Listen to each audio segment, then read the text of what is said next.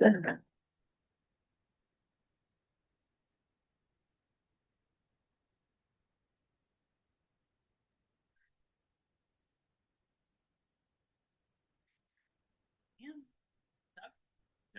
Kelly, here, Tim.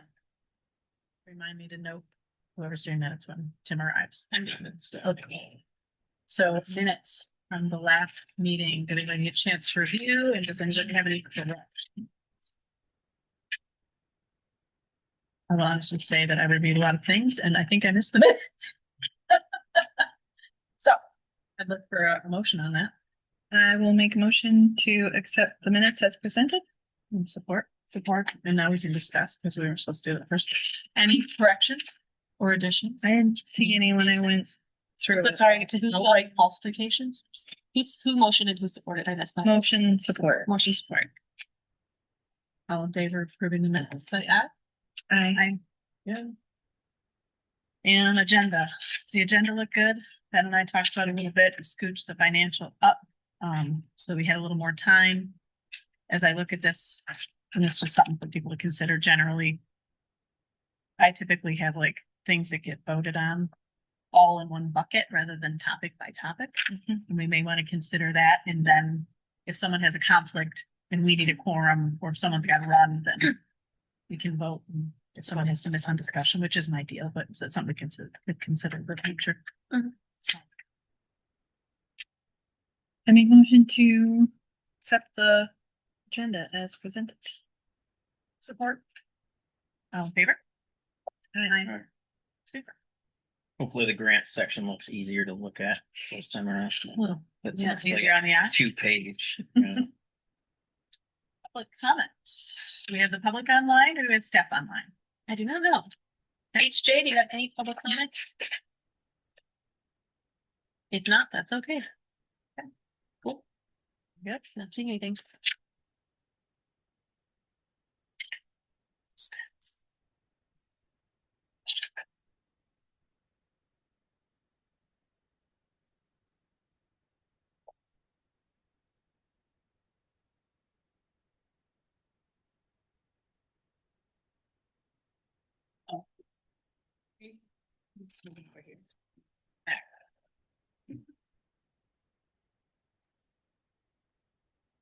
She's leaving. I'm out of here. Got it. Done. Like the agenda. Okay, so board reports were all included in your packets. I did review all the staff reports. I briefly reviewed MDR super quick. MACDs is now included. We might want to add that to the list of Yeah. like reports that are included. Yeah. Yeah, and then NRCS, like, they don't really ever include one unless. No, Right? yeah, if he's here, he'll give an oral report. I think he's gonna provide at least a written or oral. Next month, they're doing obligations and everything now, so they'll have more to report. Very good. Was there questions on or comments on anything that was included in the board report? I mean, great work as always, Chaz. But nothing jumped out to me, and I didn't know any requests from the staff to the board. Didn't see anything. Doug or Kelly, anything jump out at you guys? Good.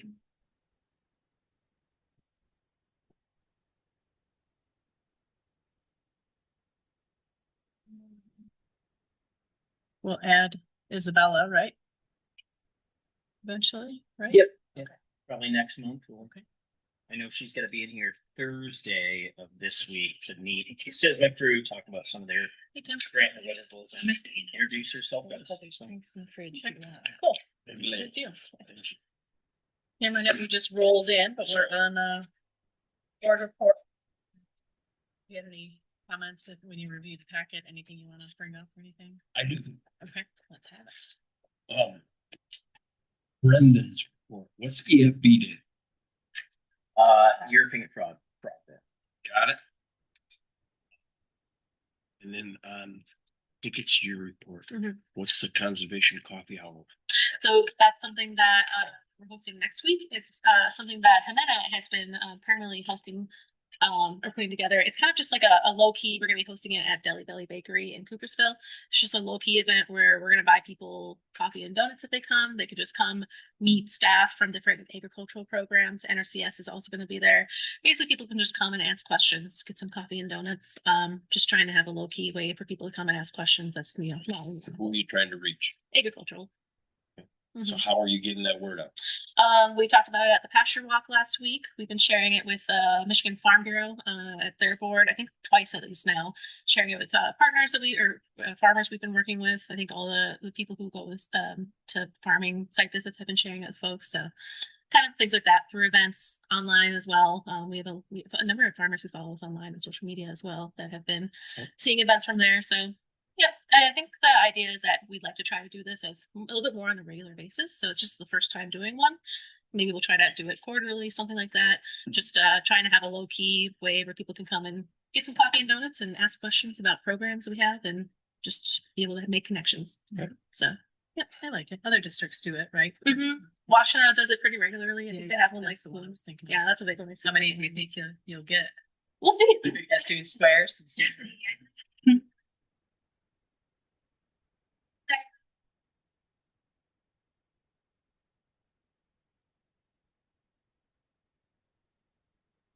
Actually RAP being a new program. Yeah. And still going, so hopefully it's like kind of functions as an office hours.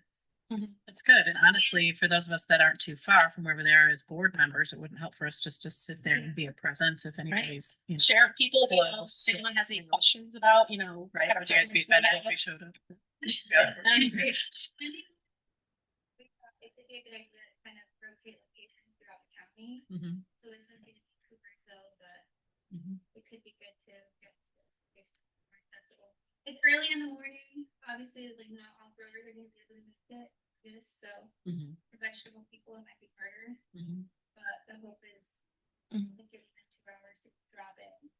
Yeah, it's something that people could be there 5 minutes, people could be there the whole 2 hours. It's just kind of a open, almost like a little open house.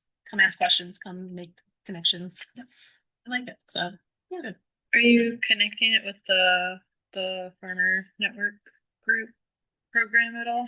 In any way? with the MDART RAP grant, we were, yes. With the, that's gonna help pay for the coffee and donuts. Conversation starter. Sorry. That's good. It's a good thing. We're supposed to We be. talked about it at Pasture Walk last week, and people were asking some good questions last week at that one, so maybe we'll I see. have a question on that too. Is that gonna come up later, Pastor One? I think later on. Is that on the part of, agenda. it's part of the agenda? Mhm. Okay. No problem. Cool. Yeah, it's on the operations later on. Jim Cole. Had one. I'm fine with I need to get up and move seats again. Oh, way past the contagious stage, but he's still, My nephew came to visit a couple of weekends ago, and he gave me a pretty nasty cold for a week. it's ugly, about 2 days. Okay, so executive director's report, we can just assume that was all rolled in if nobody had any questions. That's really kind of not a outside of that. Okay, very good. So we'll jump right into the rest of the meat of the agenda. So July bill payment, and this is going to be where we're going to do roll call vote. So everyone get your questions ready, or if there's anything that needs to be called out and explained. Annalise, any anomalies or anything we need to be aware of before we pay bills? I don't think that's a big number. Sure is this month, but Sure, the 5 checks for the regen ag practices, that's through our farmer network grant through MDARD, that'll get reimbursed real quickly. So actually at the beginning of next week is when we'll submit a reimbursement for that. So Is it appropriate to ask what the practices were? They're all orchards. I mean, or is it not the time to ask that? wood chips, applying compost manure, pheromone traps, and then under the canopy mowing. Yeah. Okay. a lot of so with that grant, it's a totally new program, and they were really the process is pretty free in terms of like what constitutes a regen ag practice. They have kind of a big long list of acceptable practices. Okay. So yeah. Question. Yeah. So on the check for the National Association Conservation Director, it's $1,075. That's when for the conference you guys went to, right? Yep. Did you guys invoice? Yeah, I sent in the, Just wondering. Yep. As we talked about it. so and again, 800 of that will be through the MACD scholarships, and then the 275 from me will be through a grant. So it'll all, yeah. All come. What is that one? What one are you looking at, Doug? It's a check for you. Oh, yeah, that would have been last month, yeah. For the registration for summer camp. Because Rivka said we could invoice for it beforehand. So they sent in all the paperwork. I got everything I need, so we're working on getting those out this week. I got a question on, I see all these checks on regen practices are all the same amount. Is there a reason for that? So this farmer network grant we have the network was 5 farmers, and then we have a total cost share amount in that grant, and the farmers amongst themselves decided that they were going to split the money evenly. They're all doing more than this amount worth of practices. They're all contributing match as well, but they didn't want to get too into the weeds in terms of like, this is exactly what percent of the grant this one gets and this one gets, so they split it right in fifths. So.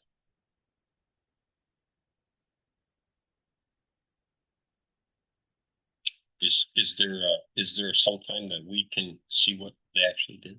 Is there a way to report that, or? Yeah. I mean, Morgan would know more than I do, but at some point we'll probably take pictures of practices and visit farms. I know we're planning some. This will be a field day. Yeah. Extension. Yeah. Thank you. It's a brand new program, so Yep. MDART is kind of figuring out what they want in terms of reporting and verification too. It's Yeah. very new. The guidance we've gotten on how to report on things is there's not a lot just yet. So Is everybody comfortable with paying the bills? I make motion to pay bills.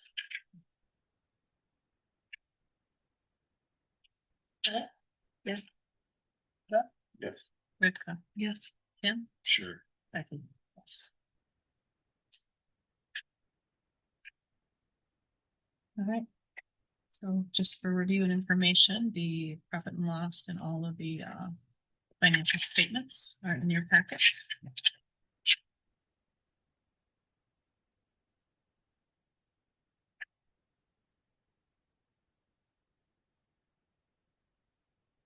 And months into the fiscal year. Anything you want to call out that's of note on here, Annalise?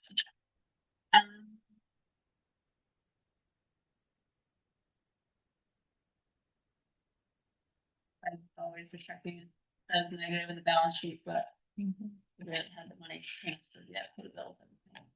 What is the negative 19,000 for workshops? Or 1,900 rather? Where are you? You said just credit card good. statements haven't reconciled. Yes. Is that for shops like the field days we've had that haven't been reimbursed by grants yet? That was. Okay, so this is, I'm pretty sure it's a check for. mushroom. Yeah, Oh, but it's just the way it was. Yep. Set up in there, it ended up being there, but we have all that money. Yeah. It's under mushroom, well, money's under mushroom workshop, but I think. And I'm curious about the donations, what our primary sources of donations are from. Is that A lot of those are for cultivating resilience. oh gotcha. I think all the donations going up, Gotcha. and then if you click into that, it'll sort it out. But then within that, obviously, we did like our Holiday one. holiday drive, and then we get periodically just small donations. Mhm. Yeah. Okay. Yeah, I knew we got those periodic smaller ones. That's why when the number was that high, I was like, what else were you doing? It'd be great if we just got 7 donations. I think we can get there. I think we can get there. Was there gonna be a next step to correct the 1,900 or are you gonna do a Yep. journal entry? No, I can fix that. It was just, yeah, I think that was set up when I was here. I believe. So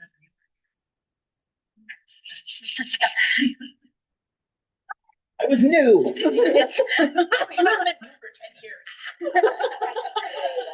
It's the best excuse I've ever heard in my life.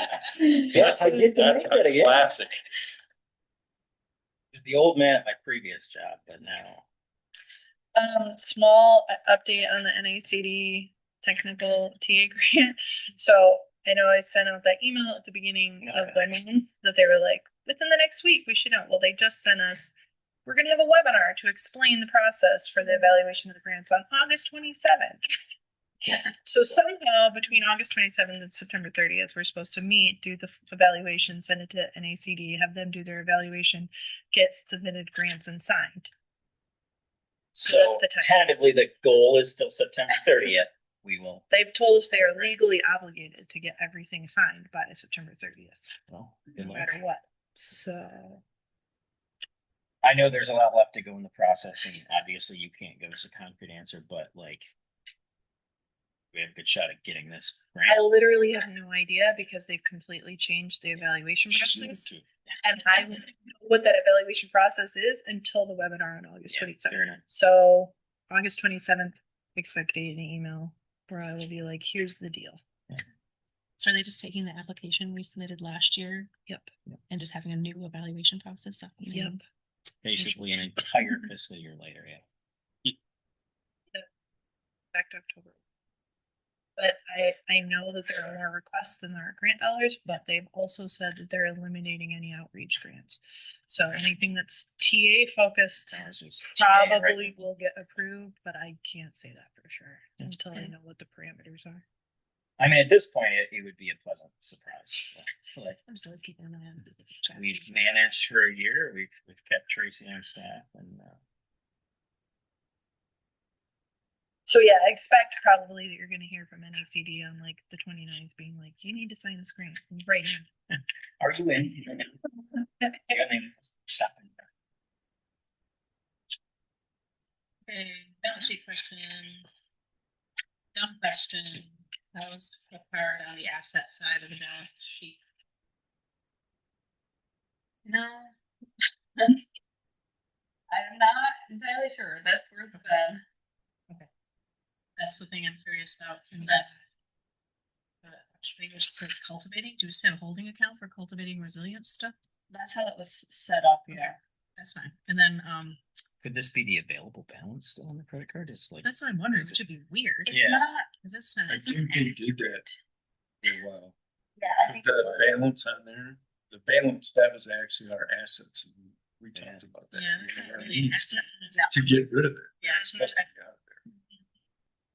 Access to undeposited funds. Is that That's anything that we, like Shopify things have come in, but like Shopify doesn't give us the payouts until every Friday. okay? Things So are just that's sitting a there. good legit tracked number in there. Yeah, that was something that the ZZ helped us get rid of. That's so not. now it's an accurate number. Yep. Yeah. I have a question. How are we handling like prepaid expenses and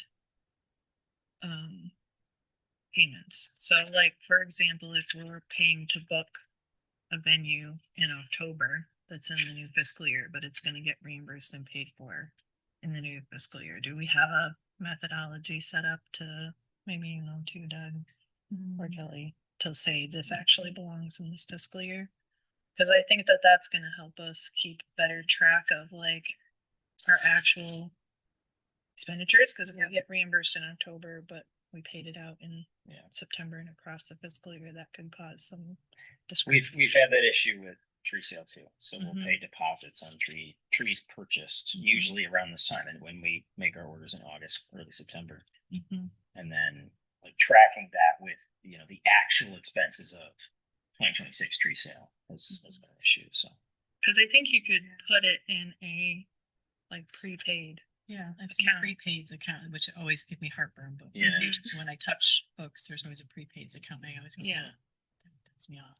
Yeah, but at least then we so could it's understood this is reconcile it. prepaid fiscal year 27 or whatever. Right, exactly. And then at the beginning of the fiscal year, you reconcile all that out, so it shows up in that fiscal year. So I would think that that would be a good thing to implement. Especially looking at, as we look at single audit land, Those are the types. But those are the types of things that will catch you up on a single audit if you can't demonstrate that the correct expenditures for the correct fiscal year. So even if we don't do it for this fiscal year, if we think about how to implement a process for that going into FY 27.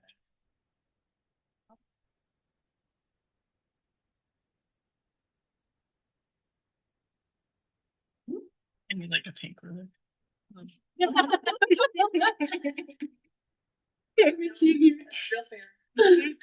So payroll liabilities at the top. Okay, is that the negative 784 number? In absence of a pink ruler, can someone confirm that that's the right thing, or is it the 1580? Oh, I see what you mean.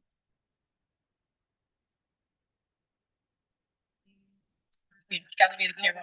Yes.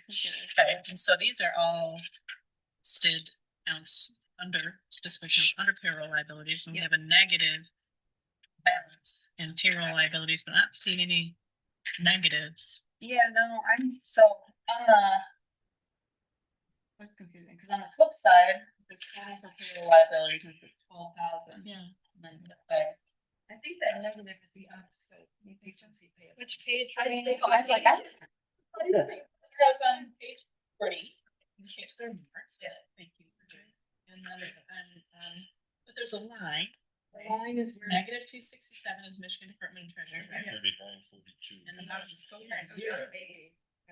And then liabilities is negative 784. 57 is 1580. My what's making sense in my brain is that would have been something that was a journal entry that would have given that because otherwise it would have been put in one of these categories if it was actually payroll liability. So at some point, if there was, you have that right now. Yeah, I'm pulling it now. I mean, that's just the overall. number. Yeah, so What we we're the have. journal entries. That's what made it negative. Yeah. So you just put in. So we have 283.08. Well, let's see what the negative is. To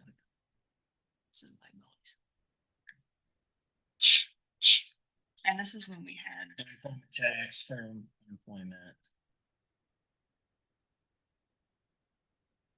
Interesting. So I don't know why it's weird because it shows credits and This debits. is liability tie. And the number, yeah, the number should be the same. So it should, I'm not saying you should figure it out and just, we're just noticing things going, just helping with the tidy up thing. Because to me, it looks like, if it's, that's the primary account and then all these other ones should comprise that number. Yep. But whatever, it's just an odd thing. We should try to work into that whenever it's good. So.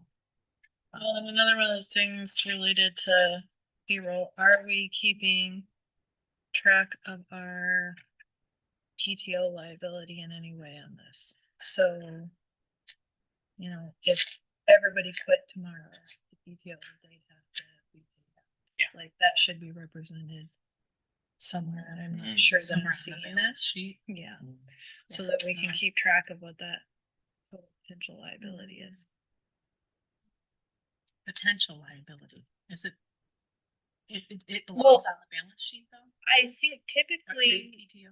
yes, accrued PTO, and I mean, that number is gonna change frequently, and because as they use PTO, it gets drawn I mean, down. maybe doing that, if you track it, doing that as like a quarterly Yeah, adjusting journal. entry or Yeah, I something. don't know that we need to- even yeah, if we through did it, journal entry, probably. even if we did it annually, I think it is good for us as a board to just have some kind of an idea of what accrued PTO is, because I think our policies only allow a certain amount of rollover, so it's not like it can get beyond a certain point, right? Like, yeah, We did. many years ago. Staff all threatened me with a walkout just earlier today. Oh, it's funny you should bring that up tonight. Yeah. That was really timely. Anyway, yeah, everything is talking. He's excited.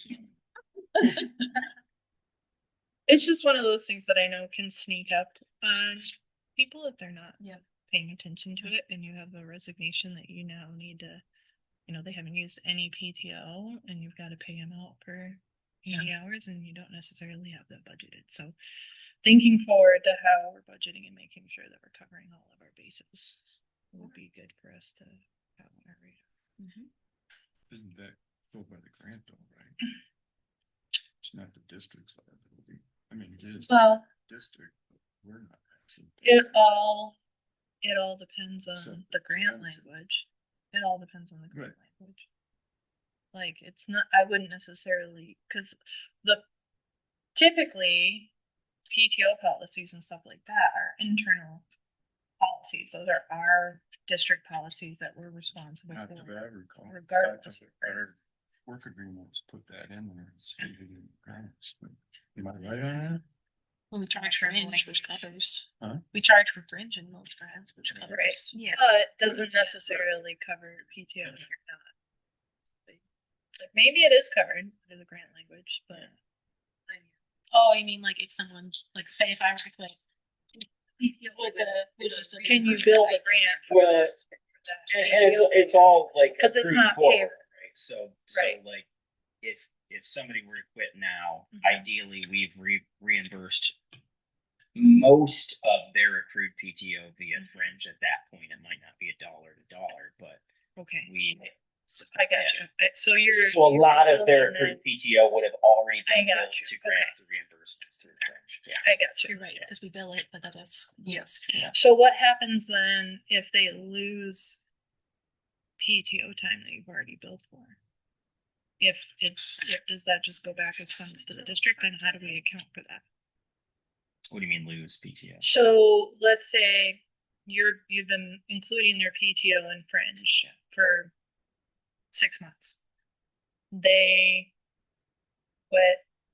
They haven't used any of their, or they have used half of their PTO, and you pay out the other half of their PTO. Or actually, sorry, that's not a good example. You get to the end of the year, they haven't used their PTO. It's been a whole year. They had 40 hours. They used 10. We've already billed for all those other 30 to the grant, but we wipe it out because our internal policies say you can't carry that PTO forward. What happens with that fringe for those 30 hours? How do we account for that in our books? Like, does that move to our general fund? Is that allowable because we billed it for fringe? Or do we have to show that we used it for fringe? Or do we pay them out the PTO that they didn't utilize that had to be wiped off the books? You know what I'm saying? Yeah.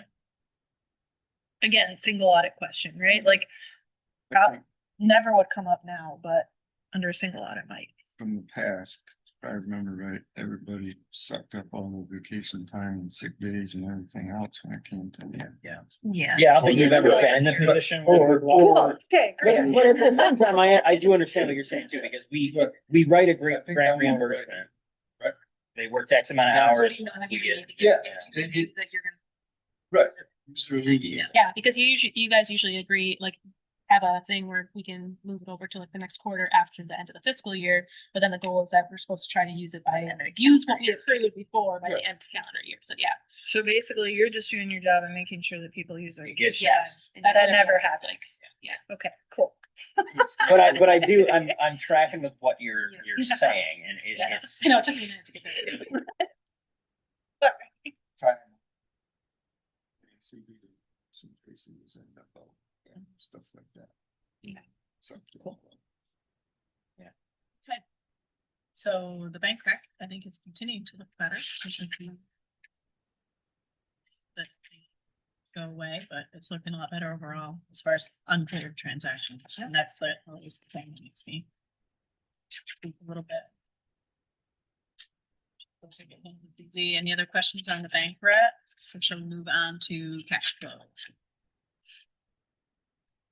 Hearing no further comments, we're moving on to cash flow. Should be fun. The cash flow. That's the report, that's the whole. Pretty much All the paper side. All flow in the proper direction. That's For now. it's a lot of empty columns and Yeah, most of the reimbursements come in the beginning of the quarter. when yeah, they just so did it, August is and a quiet. Now, one thing that we could add to this now now that we know the reporting date and everything for the Regen Ag grant, which Yep. will be the 19th of August, that can go in that August, maybe 24 to August 31st column, and that'll be about 40 grand. So that's one thing that's missing from this. And the SISMA reimburses like spread, like she's usually, those are the Yeah. numbers are usually coming in the space months there. Is that region and? I don't think we have a column for. The Yeah. network grant. The Farmer Network grant, yeah. Yep. So that is not currently in this sheet. Now we know we are gonna be reimbursing that early next week. At the time of, printing the sheet off and everything, we didn't have those numbers or anything yet.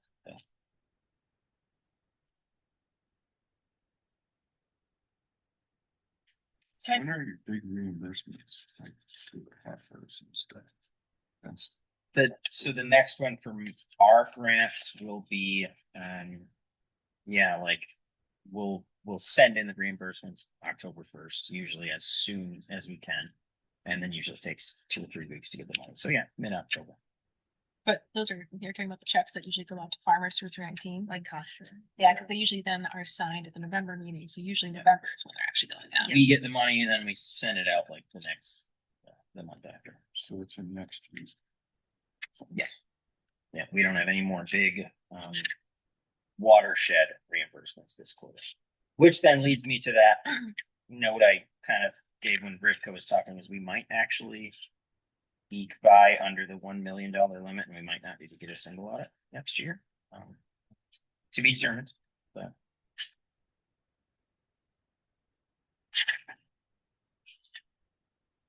Yeah, Becky, you line in your paper. I'm a little embarrassed, but I'm gonna. What's DNA stand for? I can't come up with it. Good neighbor authority. Oh, okay, I don't feel bad about that. Everybody knows that.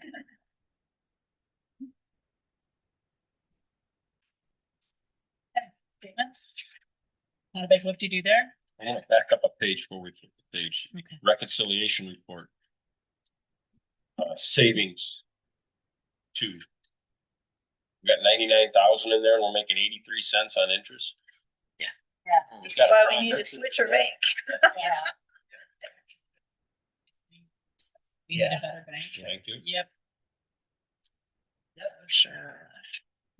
That's, when we were putting together the budget next year and just having that column in there for like expected revenues for interest, like, oh yeah, we're gonna get $500,000 in state grants, this and that.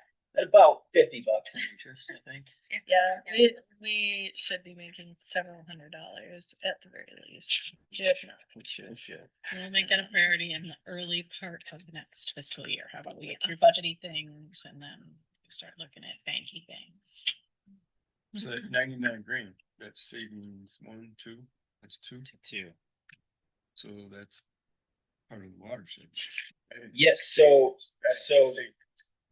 For the district. Yes. that includes the savings. Should generate interest. So, and to be clear, like this is the reconciliation as of, what is it, 8/3.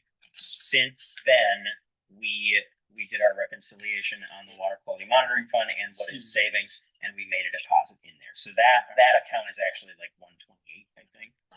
Something like that.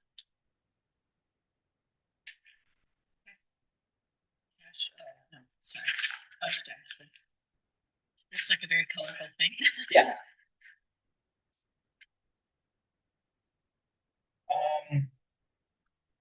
I mean, we kind of did this last quarter too.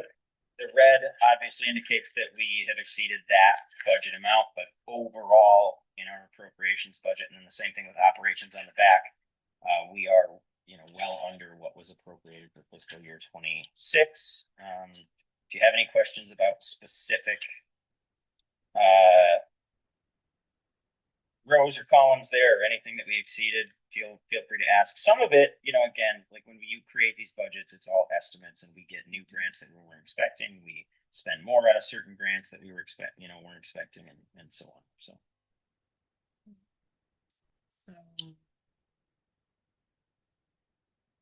Taking.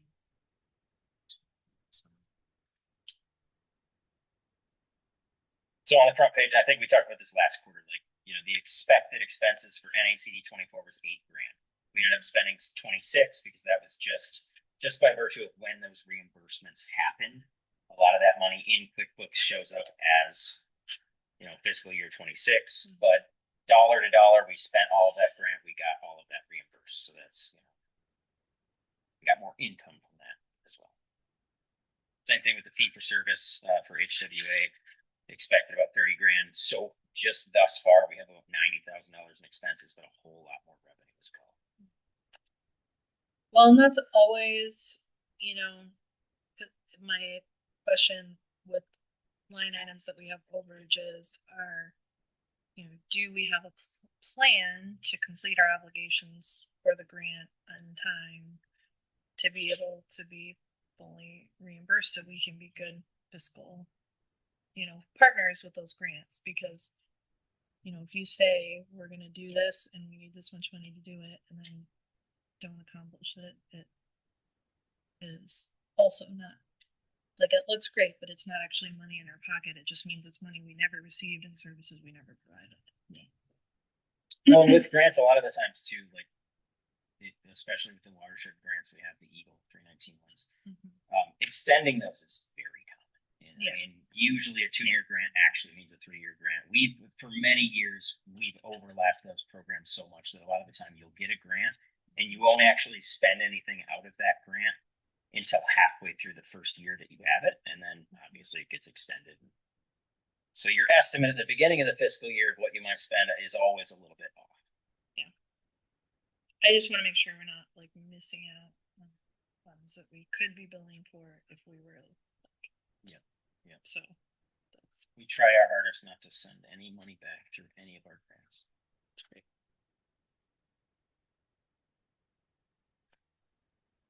Okay, do I spend more time on cash flow or do you wanna move on to the?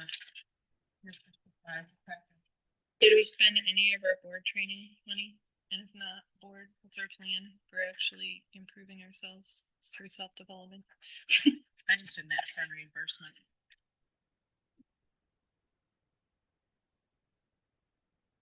I didn't ask for money. District. So I did things, but I didn't ask for money. Yeah, I think the only thing we did was that the mediated So session. that should have come out of. And it is. It's $250 that we've spent. Okay, I guess it's need a ruler Yeah. like Becky does. Played. It's hard. Yeah. So next time, Ben, rulers for the whole table, please. Out of your board. Whoever can-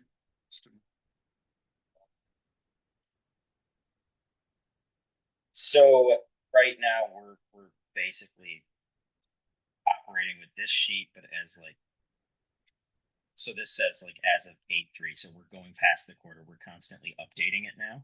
So we forecasted a little bit right now, as of right now, what we think we're going to spend versus our appropriations and everything. We should have about 70,000 left. Yes. Yeah. A lot of that, again, just due to, you know, when we write the fiscal year budget, executive director and office administrator, 100% of the hours are in the grants. Right. You know, You're gonna have estimate 70K. yeah, 65, 70 around there. Obviously, we don't know until we get there, but Pretty good. Okay, and then BCD membership dues, do we not have a vote on this? Are we voting on this? yeah, we should. Yes. So that should, yes, this will be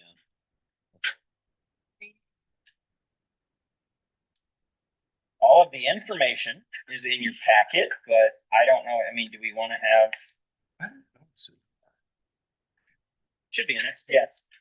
oh, Under the, Yeah. I thought what you sent us. It should have been in there too. But I It's in didn't the PDF.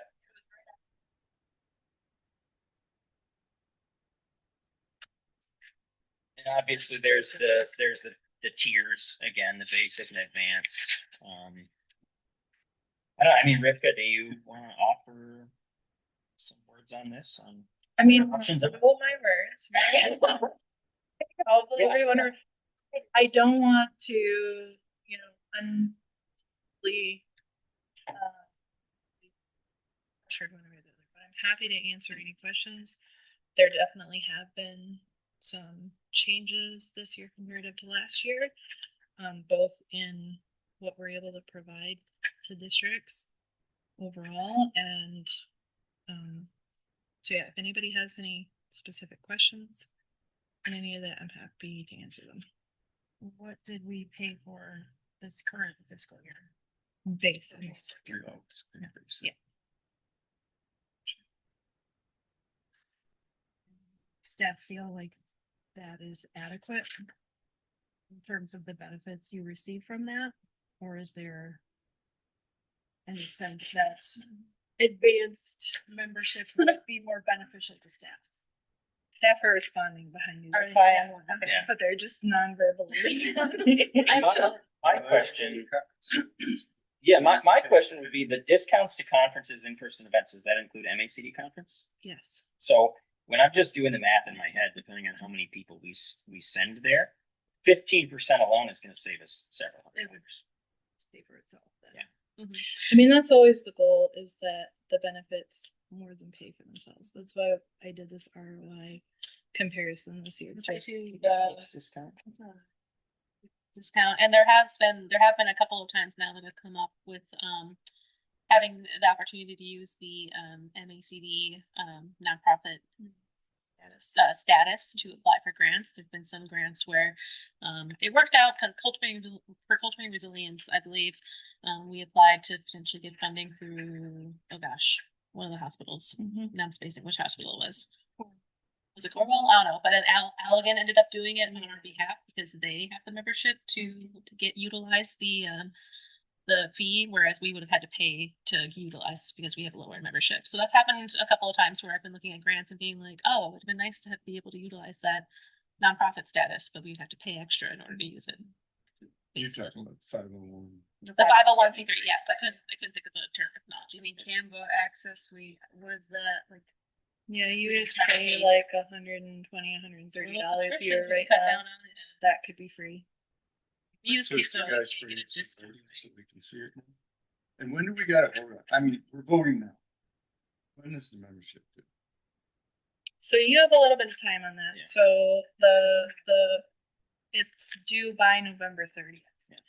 So So you we have can a little bit of Hold time. up a little bit. Well, but we do have to, it's its own line in the appropriations budget, so that's why I thought we had to. The QuickBooks discount program, Mhm. how does that? So that is a little more complex. If That's you what I wanted to do, because if you were on desktop still, it would be very simple. It would be a 15-minute call and I would switch you and it would import all your data. Because you're already online, you'd have to start a new online profile. You can still import your data, but there's gonna be a little more manual entry. Like, it's still relatively like simple if you do it at the beginning of the fiscal year and you plan for it. So, you know, if you wanted to do that, or do that now, it's 30% off. It's really that's a big- substantial. that's- So a district of this size is probably gonna be saving a good $200 to $300 a month easy on QuickBooks alone by being able to utilize that discount. Setting up a whole new QuickBooks. I know, that's what it's like. If you have, what I would say, Spell the account names yeah, correctly. so, I mean, I would recommend, like, talk to Nadine about that, because she would be able to let you know how involved or not that would be. And it's a free resource to utilize. And you could also check with Triple Z and see, Yeah. like, what their thoughts are. Okay. But that is definitely the biggest cost savings, just making the switch is. Yeah, what is But our we've annual- been going through all this cleanup, so. But Our yeah. annual's what? 4,000. Does that include payroll and everything too? Yeah. That's how So, much we pay for QuickBooks. yeah, so 30% of 4,000, whatever that is, I can't do that math in my head. That's quite a bit of money. Yeah. Yeah, I mean, that's like the cost of the membership always. That is a custom, basically. Yep. Do we want Plus the discount and all that. this so you could pull some numbers together for Doug and then. I'd like to revisit see since we have time? actuals in writing. Is that okay with you guys to pull together? Okay, if we did this, Yeah. we think we could save this, if we did this. Can Can we we- roll other memberships like NACD? The other one? Yep. Have to pay that. See them. Yeah, for them to have help. State you do. NACD, we is need in order to optional, be eligible for but- NACD grants. and Right. stuff, too. Which we'd like to continue to be. Yeah. We're waiting on, it, yeah. Let's wait on the grant. Um, We never paid that. before. Got screwed. So, where are we gonna go? yeah, I mean, we do get indirects out of that grant though, and we did, But we're sweating it for a long time. We were gonna lose like Yeah. $8,000. Paid Tracy. I guess my only question on, and we'll talk about this in the next, item, but, if we table this and we don't make a decision, how do we want that to look in the appropriations budget? And then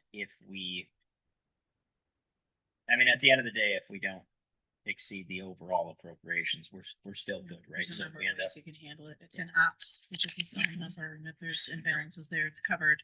You You could could put it place in at a it. higher rate and not spend it if the board chooses. That's not in our best interest. I think there's Yeah. a few ways we can handle that. So I think we can safely table this, return with more information and Yeah. vote on it at a later time. I'll just add a comment about the NACD though too, is that just the grant world's so much tougher nowadays. I would hate to lose any potential opportunities to get grants where we can. Yeah, well, and that as far as NACD, like that hasn't really been really in their control. That's been an NRCS issue, and arguably, I've been watching how hard NACD has been working to try to get a farm bill passed, to try to get these TA grants passed. I mean, originally, conservation technical assistance was zeroed out in the federal budget. And then it was due to a whole lot of advocacy on behalf of NRCS or NACD, as well as other partners to NRCS, that has helped restore some budget line items. So I know a lot of that stuff can be really invisible behind the scenes, and a little hard to quantify as far as a benefit, but they do a lot of good work to try to keep our priorities on the national level. So do we technically have to table this? It's a voting thing, but it was never on the floor. So I think we just put it on the next agenda. It's really we never really took an action on it. There's no But it should be an action the next time as a vote. I can change it to discussion. Well, it wasn't anything, so. Yeah. It wasn't we anything, approved the just- agenda as it stood. So there you go, yeah. And Tim needs a pop before we get into the appropriation budget. You better get to Tim. No, I'm just kidding.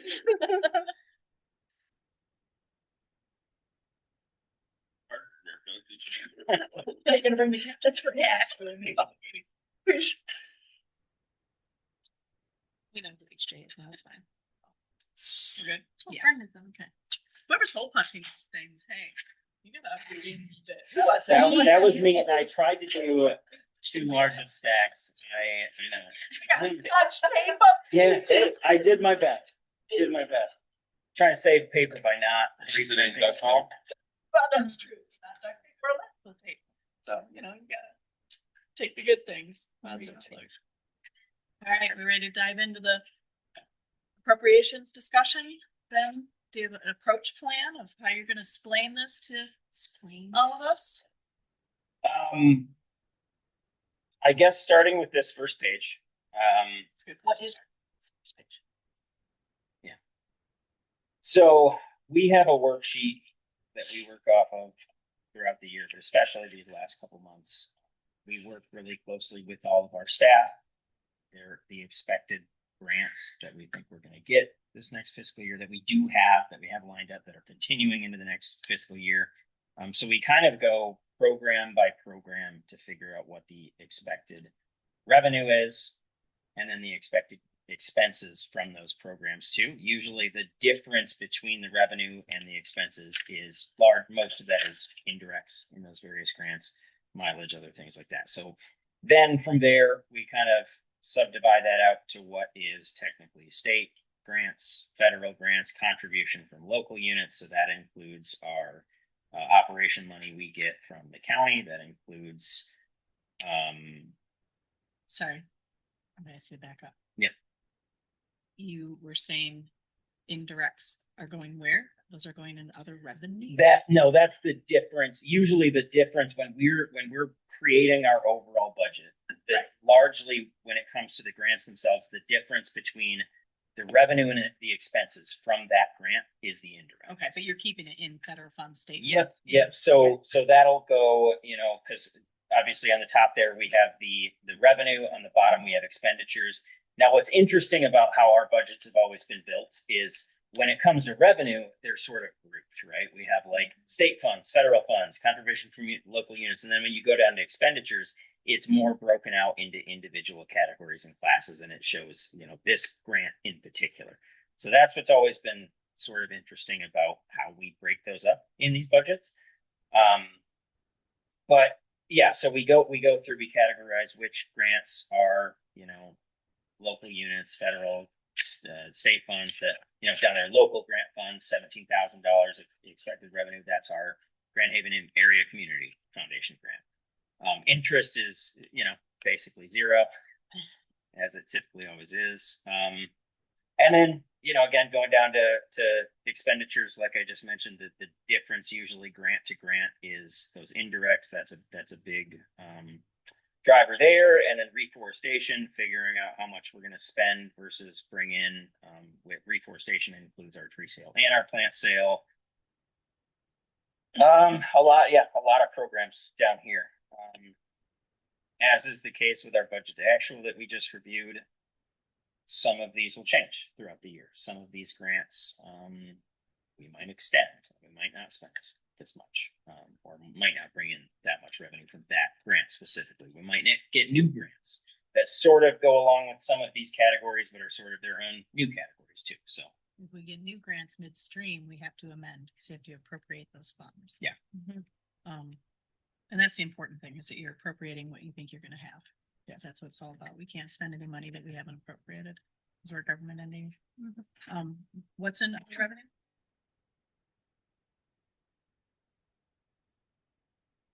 $26. oh yes, other revenue. Let me pull that up.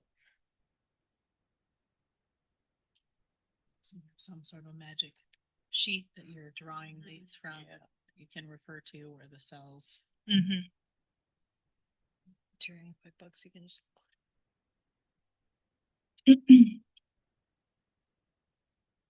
A lot of that is mileage. So the biggest number in there is the mileage. Isn't Why that would still that be- included under Yeah, that would be in state federal. or So federal?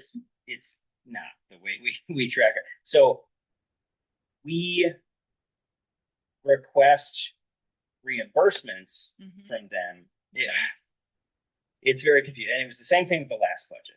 So Okay. we also included mileage as a separate thing in the fiscal year 26 budget, because I don't even know how to explain this correctly other than what's the best way to Because it's still getting billed to the state or billed to federal. The grant, yeah, it's budgeted in those grants that. Yeah, come in, yeah. not on But, which do okay. So when for this appropriations budget, like I mentioned a minute ago, the big difference between take a particular grant, the 319, let's say crop resand.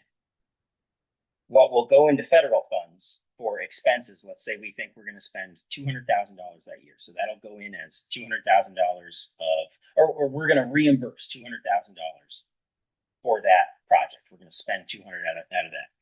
That goes into revenue.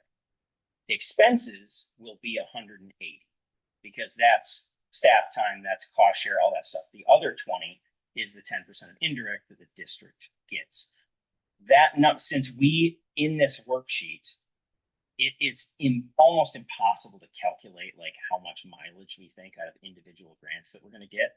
That's why we keep it to that. We're going to spend $200K out of this grant. We're going to get 20 from indirects, so it's 180 in expenses. The mileage we estimate as a separate sort of thing. for all of the different projects. So this is the total amount of mileage that all of our different programs are going to utilize throughout the year times the annual mileage rate, and that's how much our district is going to get via reimbursements. Sounds, Complicated. well, it sounds dicey because Yeah. you've got your grant awards and those Yeah. solid numbers, and it sounds Yeah. like it would be very easy to double count revenue. Yeah. Cause it's already in your grant, and if you add another revenue. Yeah. Line item. Yeah. and if you didn't back out whatever you estimated from that grant, now you've overestimated revenue. Yeah. Because you still have to bill it to one of those grants, and you still have to put it in the grant budget when you're writing the grant budget. Yeah. You know. And we're not discounting how complicated this. Yeah, I mean, I'm sure We totally get that, but I'm just afraid that might be a tricky spot and an easy spot to Yeah. over report revenue, because it really should, federal funds should be, this is the whole bucket that we think we're gonna use, and then that bucket breaks down under expenditures. Yeah. And I understand it's hard to estimate how much mileage is gonna go where. But I mean, that's just, you do the best estimation you can when you write that grant budget, and then that's how much mileage you have to spend.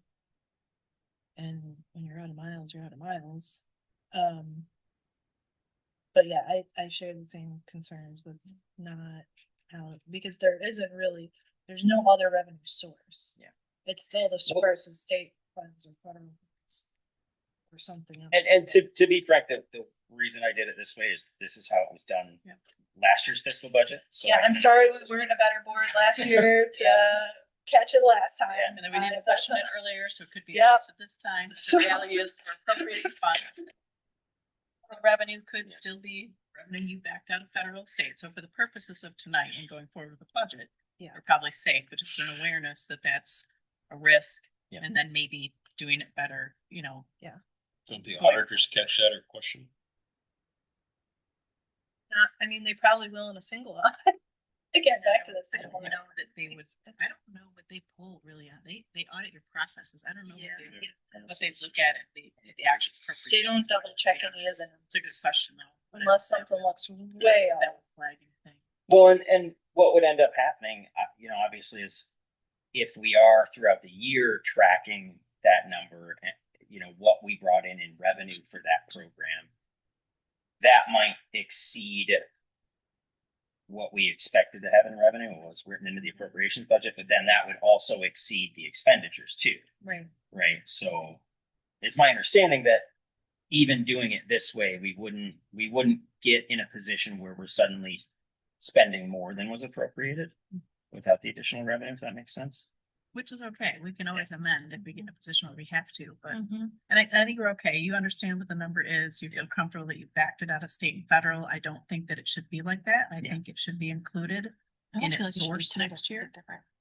Instead of- Well, but Other revenue that's needs not to the come only from thing that's in that. That's also like revenue from t-shirt sales. Right, And which should be another revenue. Yeah, that should not Yeah. be Yes. going forward. So as long as Yes. we understand it and track it, maybe we can correct that. Call it Santa Claus, folks. Yeah, because I mean, to me, when looking at this, that's kind of what I'm trying to figure out is where is our money coming from? And that those mileage dollars are still coming from the state or federal. Yeah.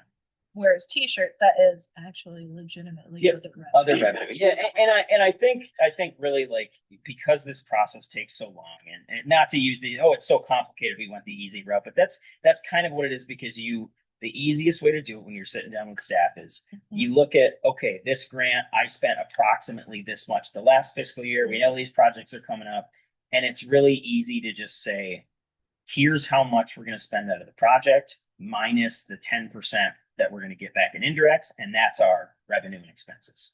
Right. And then if you go the extra step of, we think we're going to go exactly 11,000 miles or whatever, it's just one extra step, but it can certainly be a step we take Tracking next year. mileage is like such, yeah. Tracking and estimating are two different things. Yes, Well, yeah. thank you. Because for the- And obviously we do both of those things. So we have Excel sheets and Google Sheets that track all the miles that we actually do spend.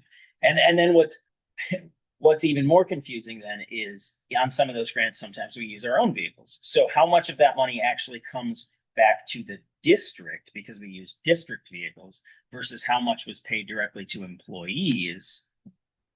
So there's also that difference of like, this is revenue versus this is actually expenses. It gets real dicey there. Like we are seeing the money in our accounts. If we used a district vehicle, we're not seeing the money if it goes as a reimbursement to an employee.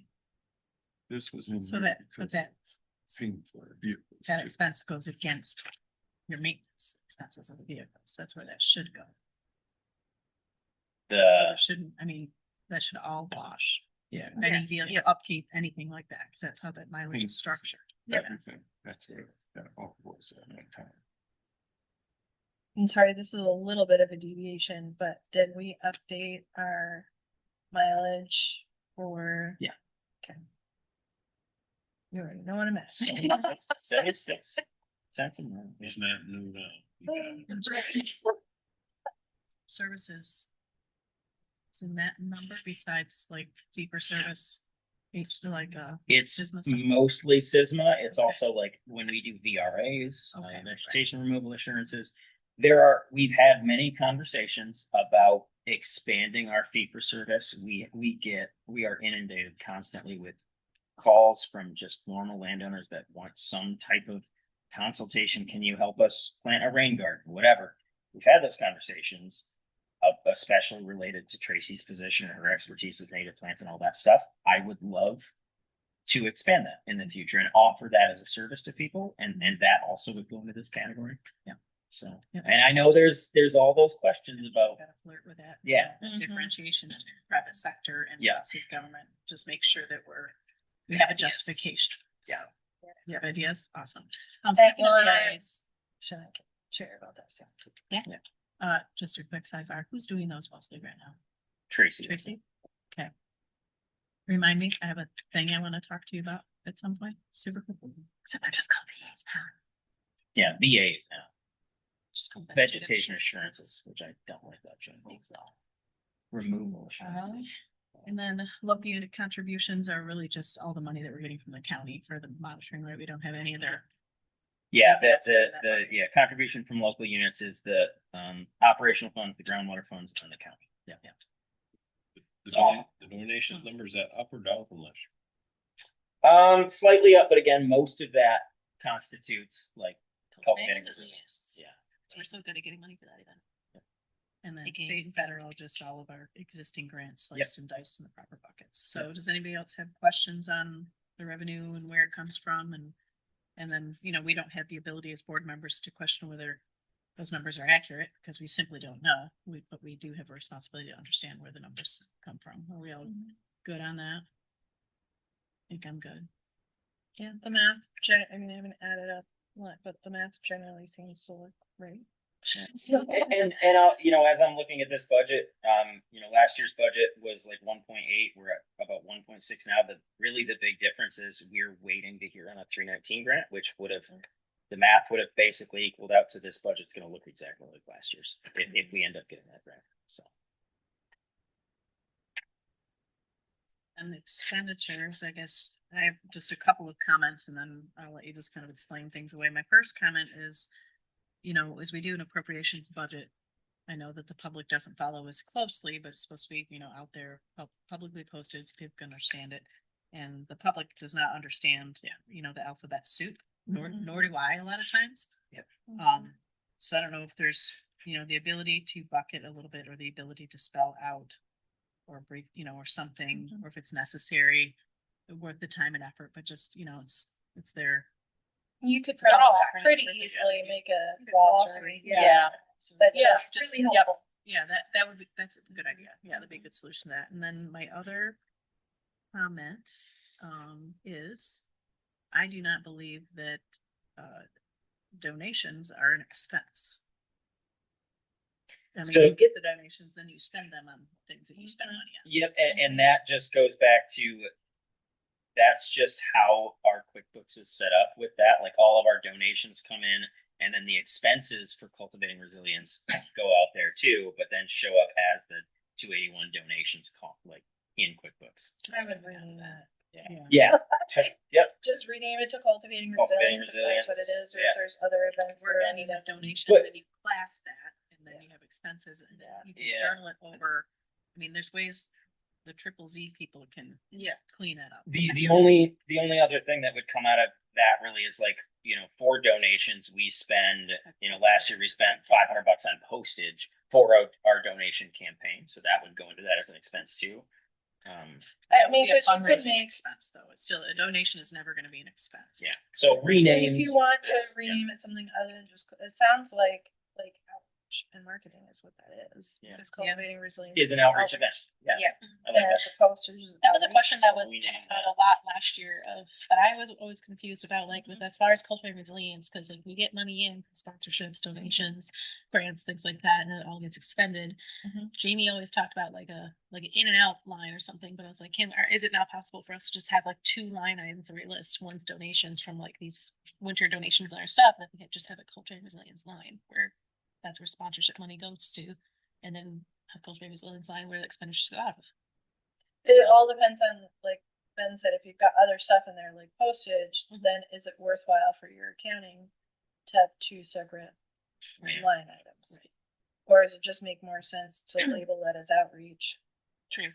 And then, And then and class it. there's nothing that says, like, unless you are making a specific promise to sponsors that every single dollar is gonna get spent on cultivating resilience, there's no reason that we can't have Mhm. like extra from that sponsorship. If it doesn't get spent, then that goes into savings. That goes into funds that can be there for the district without, it's an unrestricted, it's an unrestricted fund source unless you make it restricted by the language of the sponsorship. So that would be the other reason, not necessarily to do like a direct in and out, because then you're gonna be like, we didn't spend everything from this category. I think the goal is we always try to reuse it then for the next year, basically, to have to start or not starting from zero. And cultivating resilience may be justified to do its own line item and do other expenses somewhere else in other operational funds. If there's only a couple other things on there, just to keep track of that and to know Mhm. this is how much We do we keep have left separate over. accounting and everything, but yeah, sounds good. I think that's just a whatever works best for you guys question, honestly. Yeah, and if I remember correctly, like the way these budgets are supposed to be laid out in the expenditures, and it even says that in the little wordage under expenditures, like we're supposed to put the codes, the QuickBooks program codes on there. And so again, that's like in QuickBooks, it falls under donations as an expense. So renaming it seems like an easy thing to do, but then can we rename it but still have it under that? You can QuickBooks keep code? the same number. Yeah. Okay. Yep. Okay. So that's what I'm hearing right I've now. done it many times. Rename it as outreach and events. I like that. For outreach and marketing or whatever. Yeah. Comment, it's just a wording one, county water quality funding. That's not the expenditure either, it's it's an activity, county water quality monitoring, just changing that to Gotcha. Yeah. monitoring. And then, I'll be quiet and you can, My only question is on the CTAP grant, this number doesn't match the mysterious number in my head that's there for no reason. As far as the award amount for that grant. So I was curious. Are you talking about expenditures? Yeah. Yeah. So again, that's due to we're getting approximately $10,000. There are indirects in that, so the expenses will be approximately $8,000. Now, obviously, if we want to call it, so the maximum expenditure or the maximum indirects are 20%. Gotcha. So that's where the 8,000 came from. If you want me to do an exact dollar, That's okay. I was just like, I thought that was like an $81,000 award, so I was just confused. well, no. So this one specifically is CTAP, the education and outreach. No, I'm looking at the grant one itself. 282 CTAP grant. One that's right above it. There's two. Because it's listed Yeah. at 7149. Yeah, and I so think it was like same 81. answer that I just gave though. Yeah, so that's the grant minus the admin costs. So admin costs are, is that lumped into operations then? Yep, Are we so, including so that indirect? included in the state funds up there, that 298,000, somewhere included in that pot is the 80,000 we're getting for that grant. And then the expenses from that grant is 71,000. So the difference between those two being about 9,000, which is what our not in our indirects Right, are at. But those funds are still coming in and getting spent somewhere. So are they getting spent under the operations line item then? Is that generally your practice? Is that you're moving those indirect funds to the operational line item? Yep. Yeah, that's what the total, what is kind of left over for our operations budget is basically all the indirects and other revenue and everything we collect. I got it. Why is West Michigan Conservation Network dues hanging out on its own and it's not under district budget or housed under other expenses? Why is that sit up there on its own? That like $300 down there. Yeah, I mean, good question. That's just how it's looked in our budgets in previous years as like on its own little island. That could go into ops if we can't cover it with Yeah. grant funds, which I'm assuming that's why it's hanging out because we can't pay it with SISMA funds or something. And then put it in ops or something or other. And usually that number, I mean, we get donations throughout the year and then sometime, like, I think the only thing they even expensed this last year was like a speaker fee for somebody for a conservation network event. It's usually pretty small, but yeah, I'll just put that under. So you want me to take that out? Just make it We'll all put the $300 in your ops. yeah. Gotcha. Does look kind of silly, all these big amounts. Oh, $300. And the groundwater line, the 20K, the full 20K goes to personnel, right? Yep. The whole thing goes to personnel. Yep. And then other expenses down there. Again, that's like purchasing the t-shirts that we then sell, and the other expenses like that, that don't go directly into any of these grants.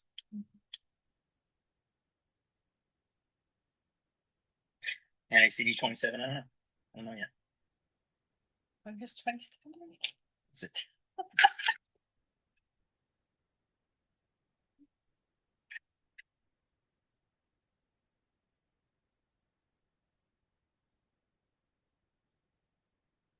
Reforestation, is that all the expenses for, that's for inventory, everything?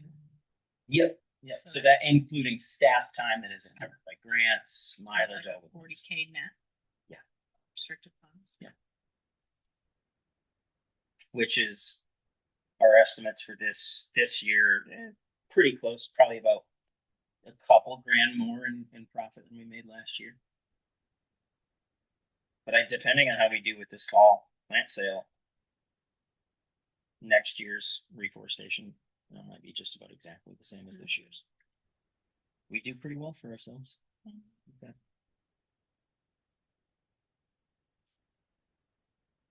Okay, other clarifications or detail needed on the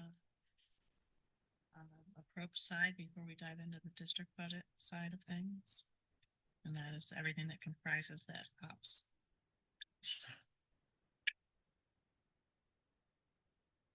Everyone's comfortable? Madam Treasurer? We got it before it started because you guys went through already know that. Should made you guys see. Okay. So now we'll talk about the district budget. I guess just for, this is just, I should recap this before. This is discussion because it's September. That's when we're gonna vote and actually appropriate the funds. We can do that ahead of this week. So my understanding is hopefully we leave this meeting with all of the notes I need to make a final draft, and next month we can vote on it and hopefully not have too much. Yeah. Session. It's pretty clean, I think. So.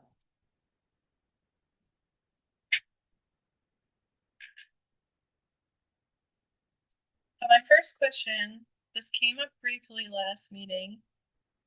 But I just kind of waited till I saw these numbers to bring it up, is a comment about all of your wages getting put into here, but we are billing grants for some of your wages directly, not just pulling it from indirect. So I need to understand why we're representing operations budget and it's getting billed to grants. Cause that should be under my best understanding, unless I'm missing something, that should be represented under those grant expenditures, not under operations. And I struggled with that a little bit too when we had conversations about it, but like Ben is the executive director and he is not grant funded. I mean, the hope is always that he can bill his time to multiple different grants. Now his situation is a little unique because he has obligations to the 319 grant that we spoke to in his agreement, but I was like, I mean, he's going to bill to a lot of different grants. So do we try to parse that all the way down in ops, or do we just put his whole comp and fringe in our ops and then come out smelling a little sweeter on the ops side of things, you know, when we bill everything out to the other grants? I mean, I think then we're gonna end up with a huge overage that, because there's some notable line items, like there's nothing budgeted for cost of living and wage increases, for example, which I think is a really big concern. If we know we're gonna have $20,000 of Ben's salary and Annalise's salary that's gonna get billed to grants, then we're saying, well, we don't have the money to give wage increases when we actually do. And typically, the way that I've seen it done is to break that out by the grant, because Ben is partially grant funded. And the more that we can move, like the ideal goal is that 100% of Ben's wages and Annalise's wages go to grants. Like that we're able to figure out how much administrative time is it taking you to do this, because there isn't, like, other than the very few other revenue things that it's okay, so maybe 90%, because you ordered t-shirts, so that took you 2 hours, right? Generally speaking, like that should be percentage based on the payroll to say this percent of his salary is billed to this grant, this percent of his salary is billed to this grant, this percent of his salary is billed to general funds, which technically is also still a grant. It's the operational grant. It's still the state funds and it's still a grant. And then allocate that accordingly across those grant percentages based on time allocation, because that also is a way to hold accountable his time being spent appropriately, and can flag issues of like, I'm spending way more time on this grant and we're not billing for it. You don't really know that if you don't have those percentage allocations set up. What I will say to note on that too is when you, not to make it even more complicated, but when you go back to the previous page, when we estimate how much in revenue we're bringing in from those grants based on, hey, this is what I spent the last 4 quarters, in those estimations are a whole bunch of my hours that got allocated to those grants. So my hours, my time, and money that was paid to me in my paychecks is in those revenues and expenses in federal funds and in contribution from local units. So a lot of my time and hours are already built into those other categories. But then over here on the actual ops budget, 100% of my time is on ops. That's just just backed out of double counting it. expenses on the 319 side. It is, yeah. So It's backed out. so you know, it will come in through revenue and then go out through expenses. But So basically, we're double counting those, is what, because right now we've got that same dollars represented in operations and in these other grants. Which That's what I was means trying to get to. Do we Yeah. have that backed out of the expenses? no, we don't, because the best way to estimate, I think what you're asking is, did I then go back to federal funds like 319s and say, oh, well, if I'm gonna, in the ops budget, if it says I'm charging all of my time to ops, should I take 20K out of the 319? No, because the easiest, quickest way to estimate those is what did we spend in the last 4 quarters? So I'll go through those reimbursements that we submitted to the state, and I'll say that's approximately what we're going to spend the next 4 Okay, quarters. so it is double counted. Yeah.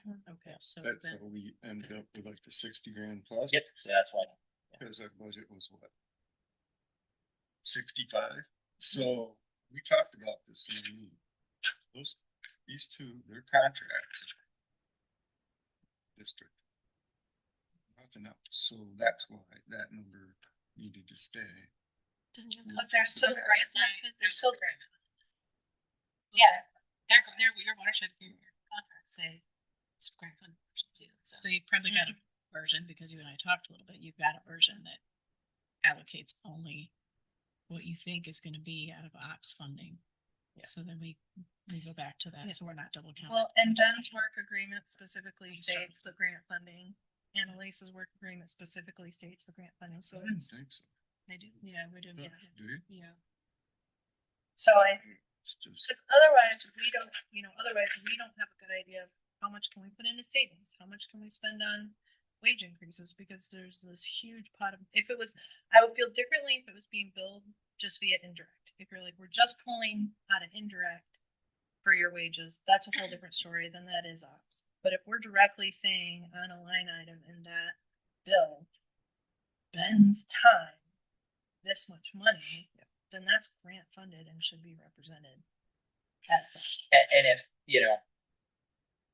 unless the worst case scenario happens and a whole bunch of grants get canceled or whatever, the plan going forward through this next fiscal year, as it continued this fiscal year, is I'm gonna be charging approximately half of my time to grants. Annalise charges what, 15 hours a week, something like that. So these aren't like small. This is a considerable amount of our wages. And so again, like on your point, the only thing that makes me nervous about that is like, right now we have a remaining of under $2,000. Whereas like we actually understand that number is massively higher. And it just makes it harder in this budget to then like, if we want to add another $500 or $1,000 to a different line item, we don't really have the room the way it looks right now. When in actuality we do. Yeah, we're gonna none of way this underspend. As far as I understand, none of this is speculative. We don't have a whole bunch of grants in here that we haven't received yet. That are Yeah, everything right here is we will have through the next fiscal year unless someone calls me everybody tomorrow, grants messes are canceled. up, right? And that, like, pretty much for most grants, the only time that's going to happen is non-performance on our part. Yeah. In which case, you're going to get fired anyway. We won't have to. Yeah, well, man.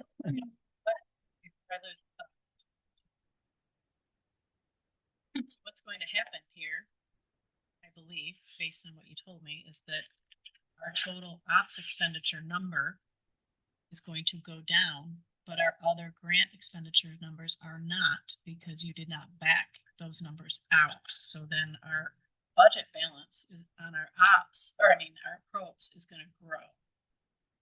Yeah. Yes? Yes. No? Yes. Yeah. Okay, just want to make sure.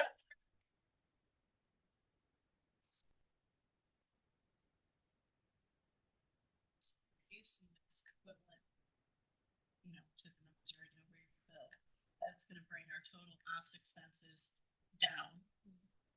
These grants are gonna remain the same, so they didn't get backed out, and then our budget balance number is going to get bigger and happier. And also leave space over here if we wanted to add some things to the ops budget or put in savings or whatever. this only works for Phew. them, right? What's If that? he was to quit, we're gonna have somebody share the expense. They would have to, they'd be billing to grants, but probably to the extent that Ben is, simply because of the nature of his role, right? Yeah. I mean, only for the watershed, I would say in an ideal circumstance, regardless of the ED's administrative is being calculated into those grant applications of how much time he's spending to administer that grant. Mhm. Because it's not like we're doing a ton of other activities that are funded through some other. Yeah. But to Doug's point, if that in our unique situation that did happen, that would skew things a little bit, because we'd end up hiring ED and then be like, okay, where do we put Ben's time? He was on Right, you don't wanna watershed budget too grants, bad. so there'd be some things but we have to be aware of. But still, I mean, if we make this adjustment and our budget balance grows and crap hits the fan, then there's still space. My to adjust that. thought, and feel free obviously to provide input on that, but even if we were to use kind of a conservative number and we dropped Annalise's and I's representation from this budget down to like 75% time. That will give us some budget cap. That'll give us some room to play with. And it also won't skew the numbers so bad. Like, because again, when you look at the front revenue expenses, that's all estimates, right? So if we pull 25% of my time and say it's going to come from grants, do we really need to go back and change the front of this drastically? Because again, it's all estimates and it's going to be little chunks from here and there.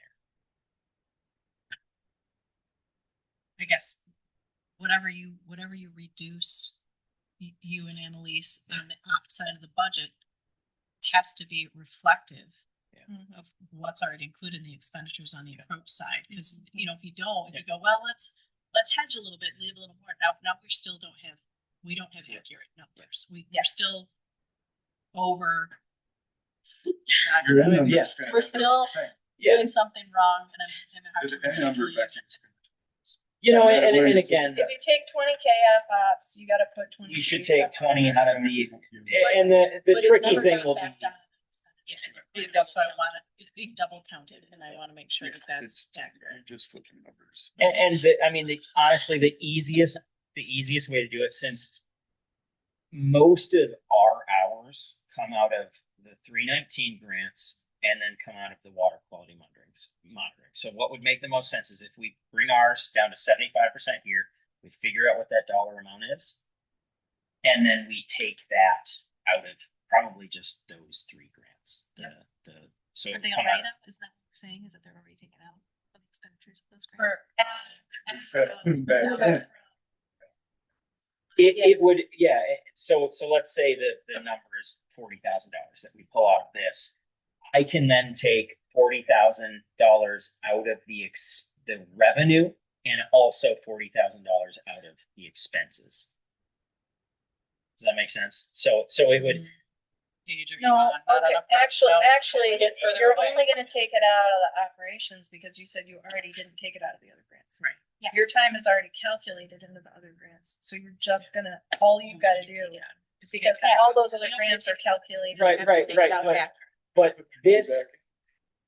this page is kind of estimated based on what I have been charging, which is about 50% of the grants. So these numbers here are based on me charging 50% grants. So if we don't want to change this, we have to drop my wages and Annalise's, or my wages down to 50% on ops.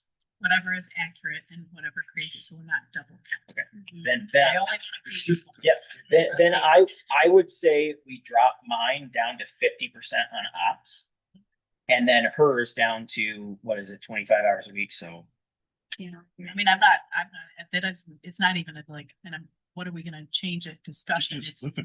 We're gonna change it to whatever's reflected. Well, Yeah. the difference For matters in this ops budget as far as, that means that we have another $5,000. Yeah, I'll available for ops. do And that. Make that change to reflect actual, which radically changes. I mean, $45,000 is not a small amount. Yeah. And makes a really big difference in the rest of these categories to say, well, do we have the money for cost of living wage increases? Do we have the money for XYZ? Well, guess what? We do. We definitely can do that. Yeah. You know, and calculate, what would be a 4% cost of living. If we just like a basic cost of living increase.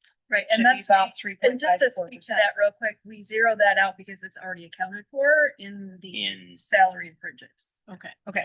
So you'll need to add that back in then. In the interest of, time and gray hair and all the different things, is it like once they adjust for their wages, Probst is looking good. And we use this district budget to inform a Probst.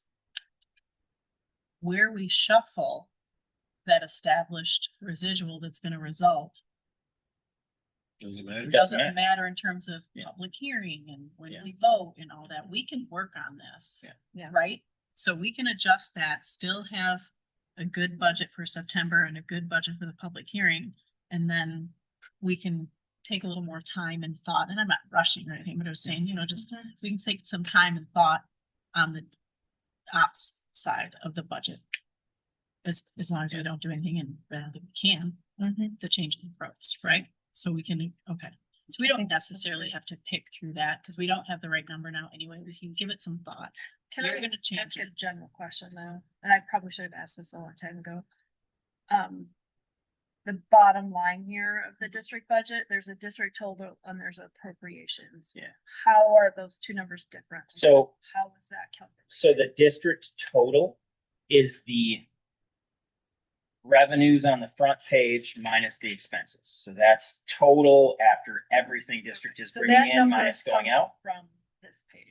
Yes, and then from that $313,000 that we have, we're spending 311 on the approps, and that's how our total remaining at the end of the year is $2,000. Because the total of these columns is the 311,199. Yes. Yep. The 313,093 is the difference Is- of these. Exactly. Okay. Yeah. Because that's not clear where those numbers come from. Sure isn't. Sure is. Correct. Wrong thing. So Rick keeps talking about it's living wages. I mean, these two. Young ones, everybody else are asked by grants. Well, theirs is partially by grants too, because some of their funding comes out of grants. So Right. hopefully, everybody's writing cost of living wages into our grant applications. Yeah. Mhm. And we'll be doing, Yeah. staff reviews and everything at the end of this month and then going there. Because on Ben's wages, Kelly was asked him to put in the cost of living into his wage. So That number is in. It's built in. Yeah, we accounted for Numbers. it in those new numbers, but.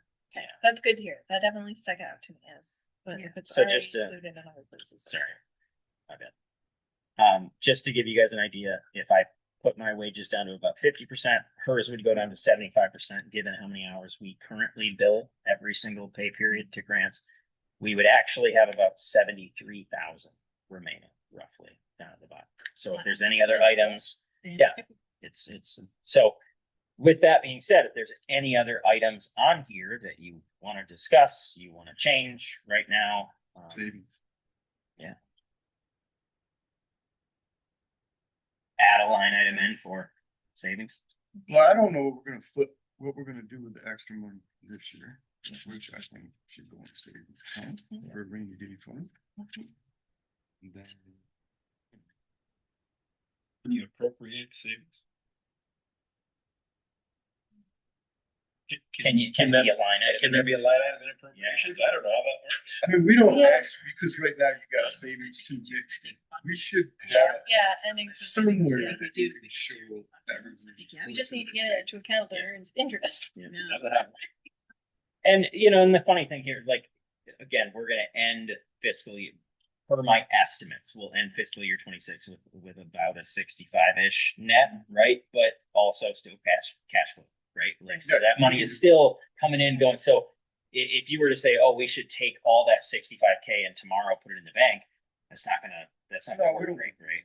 But- We just need a deeper conversation to get a better bank and look at the My Class and become our own revolving loan fund, how Yep. we've been wanting to Yeah. for a while.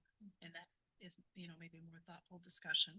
Is there, instead of us wait till the end of the year, we just shove in so much a month? Yeah, $1,000 a month, whatever, whatever it is. Yeah, something that doesn't affect our cash flow, but also like it's here and there. That we can start grabbing. Ideally, if we have either a checking account that is interest earning or a money market account that's interest earning, that still gives us full flexibility of that cash, then we can be earning interest without jeopardizing the cash flow and do both hands. Like there's no reason we can't do that. But you just could gotta find- squirrel into savings one, right? Savings one is supposed to be our like Mm. savings account.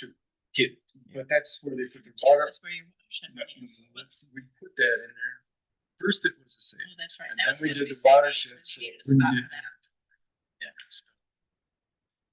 Savings one is where all the grant money comes in. Savings two was rainy day. Yeah. And then we got that. Is Now rainy we day have and also water. Okay, so we don't have rainy day right now. We don't have. as a separate Separate account. account. Yeah. Place to s- We just internally know how much is our rainy day fund. So this is a question on a completely different topic. Related to this is, do we have a standard process in place as far as when we evaluate the service providers or tools that we're using? Like, generally it's good to say, hey, if you have insurance and we got that insurance, for example, have we cost compared? I mean, obviously we don't want to lose the basic liability insurance because we get a really good price on that. The vehicle insurance, does it make more sense to get? So I can speak on that a little bit. I did some mining the last couple weeks. And number one, half the people I talk to don't deal with government agencies. All of the people I talked to do not do any sort of a comprehensive sort of umbrella package like we have through Fisher right now. You can create that package manually by getting a whole bunch of individual plans. I will say I got a couple of quotes, one through Progressive, one through State Farm, for just we pay 20 grand a year in insurance. Well, we paid 19 last year. I think 8 or 9 of that, almost 9 of it, was the auto insurance, the commercial auto. I got 2 quotes and they were both a little bit more than what we pay now. So no massive cost savings there. And then the companies I talked to also, when we ran down the list of all the insurance we have now, they actually looked at it and they said, oh, actually, Cincinnati is the same person we use for that thing, right? And the company we have for pollution insurance, the 2 people I talked to said that's the same person they use. So just verbally, right? They kind of told me, looking at everything you have, you almost certainly do have the best deal because you're working with local people. So, but beyond the insurance, even things like, doing and I don't want it to be administratively burdensome. And that's why I'm asking, do we have it to check once a year, every 3 years, every 5, to be are we using the best auditor? I know we just went through the audit process, so I'm not asking you to go through it again. Even looking at software, Adobe, are we still utilizing that, or does Canva cover the needs that Adobe used to cover? MailChimp, is that still the best thing to use, or could we use Zephy that's free? It might be that we're using the best things, but I think it's a good best practice to have some kind of schedule for kind of an audit of those types of recurring expenditures, because it's really easy to just keep paying the monthly bill and never think about it. And it does make an option. Pretty big, sizable portion of our budget. So I don't know when the last time is we've kind of done that type of audit of what are all the recurring charges that we're paying for and service providers we're using, and should we get a new set of quotes or evaluate if there's another better option. I'm not saying we have to do that right now. I'm just saying, do we have a plan to do that on an ongoing basis? So I got a question. I asked you for the insurance plan for everybody on the board, and I never got it. I asked Annalise. I didn't see it. Yeah, she sent it out to the whole board. You did? Mm-hmm. Oh, sorry then. Get it. Is that after our meeting? Yeah. It shows all the individual policies, and then at the bottom it shows a cost at what we pay. I don't know. Sorry. Also, I don't know if you saw in my board report, if you guys complete that workers' comp piece, that can save up to 15% on your workers' comp liability. It's like a training module through Fremont, and you just have to complete the things and check off. Yeah, we did it. We understand. So that's a super easy 15% cost savings. Can we finalize questions on the group's budget? And then return to ops and some of these more process things. Are we good with doing that? Do we have more questions on the appropriations right now, or have we given them all the guidance and marching orders that we feel we need to get a clean budget for September and a public hearing? She's talking about the first page 55. Yeah. So in my notes, what I have so far is we're going to take the what's shows up as donations on expenditures, we're gonna rename that outreach and marketing, something along those lines. We're gonna make sure to rename county water quality funding to county water quality monitoring. We're gonna take WMCN, put that under ops rather than its own weird thing. Those are the three big differences I have. Now, if we go along with putting 50% of my hours in ops, 75% of her hours in ops, that will track pretty much with what we have in revenue and expenses. So I won't need to change that on that front page. So those are the notes I have so far on what. To be clear, your 281 ops expenditure is going to go down dramatically and your. Yes. Go up.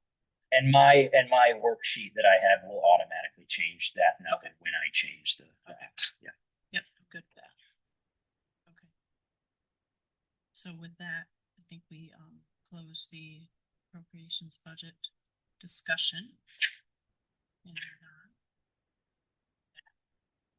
see, make sure there's no changes before we post the public hearing. Sorry, someone could with that. Yeah.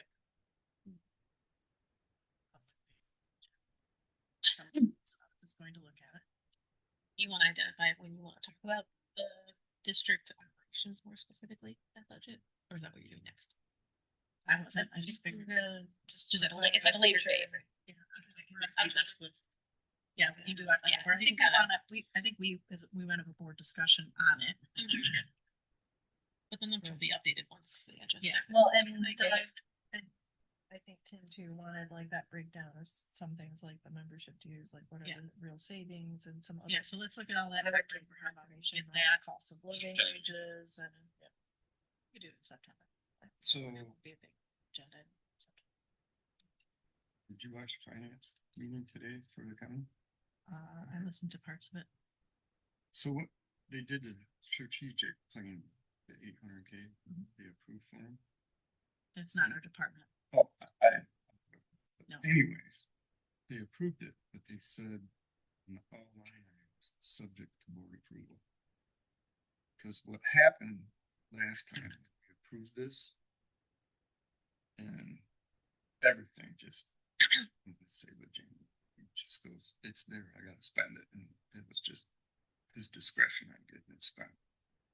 So I'd like a little more board involvement on that part, instead of just having an open category in there for X amount of dollars.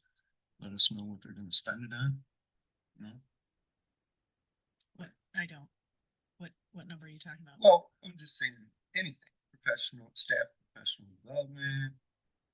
You know, what they're gonna spend money on. Are you talking about Well, the district budget? Yes. Okay, yes, so let's do that. We can have that discussion in September. Okay.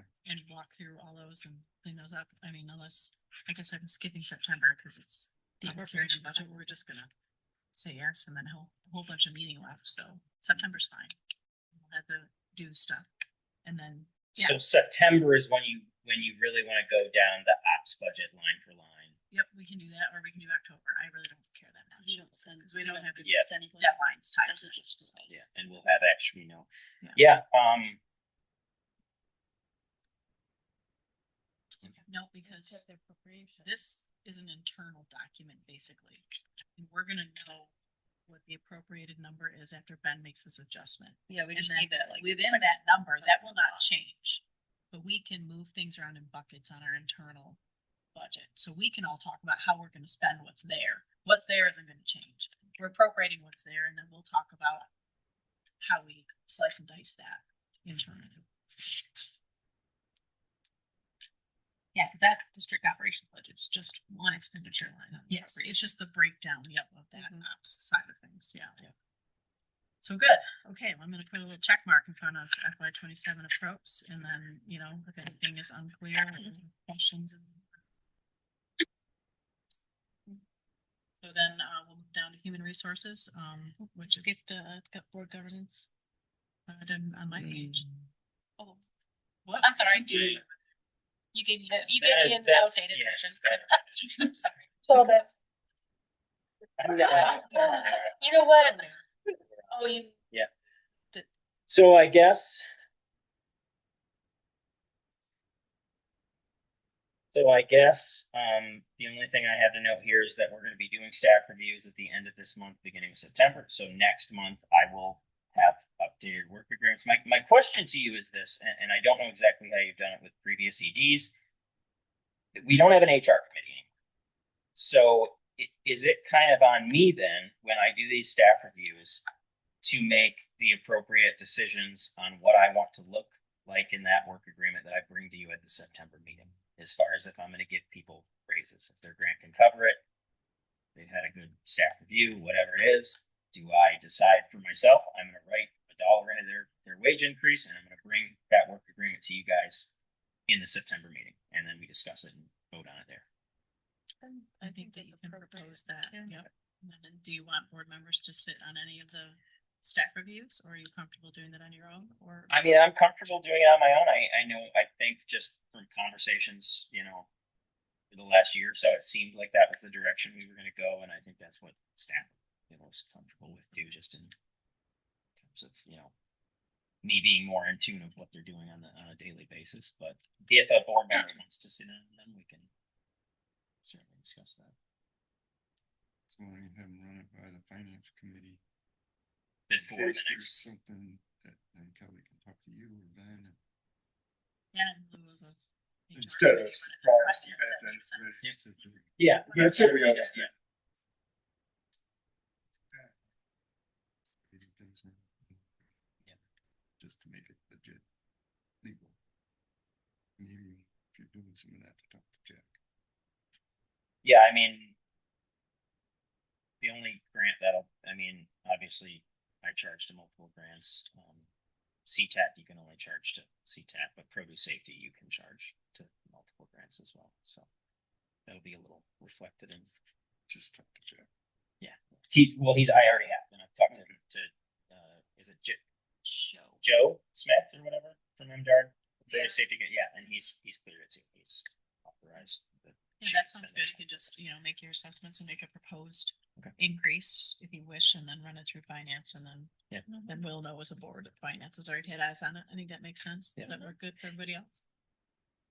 Yeah, that's, and I wanted to mention that because, like, kind of going backwards a little bit, we can discuss this next month, obviously, but one of the items that I have significantly upped for FY27 is the the bookkeeper position.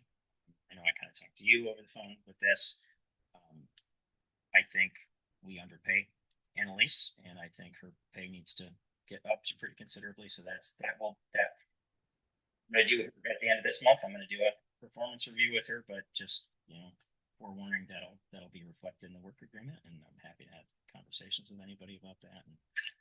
But that's the goal, is to get that wage up to an appropriate level, given her education and experience and all that. Are you still on the same level what you talked to the finance committee about? Well, in the appropriations budget, we put 58. I'd almost like to go higher, but that's a conversation that we'll have, I guess, next month when we talk about work agreements. I'd also like to move her to salaried as well. I don't know what everybody's thoughts on that are, but I think it just makes sense for office staff, especially, to be on salaried. I know that's definitely benefited me. Well, particularly your workload is so variable as far as during reporting time to, you're just going to be working overtime, and to have that ability to, flex that time elsewhere without having to be like, well, now we've got to pay overtime and, or use PTO. Like, I think it just gives more flexibility in managing your time that's actually realistic to the workflow. So that makes total sense to me, but. I just want to be clear here. That is my goal, and I don't want anyone to be surprised by that next month when they see a work agreement. So, How many days a week do you work in the office? 2. 3 days from home? and that's perfect. I mean, she works on QuickBooks and very communicative. Is that ever gonna change? Cause she's kind of like office manager too, or Yeah, I mean, right now I think it's working great. We have a good schedule with her and get everything we need from her. So. Use Google Chat very often, so everyone communicates during the too. I think the one thing that might be helpful, if it's possible, is to do like a comparative wage analysis for her skill set and what the average wages for that role would be. I think that would be a good piece of information to have. Yeah, that's what I was gonna say too. If you can have some backup Mhm. for Yep. whatever's being proposed would be good. So I can do that. I know. I know. Good. Reviews, fun times. All the cool things everybody's doing. Good. Anything else on human resource staff reviews? Everyone's good with that? Okay, very good. We'll move on to the contract with, Yeah, so you have the draft contract.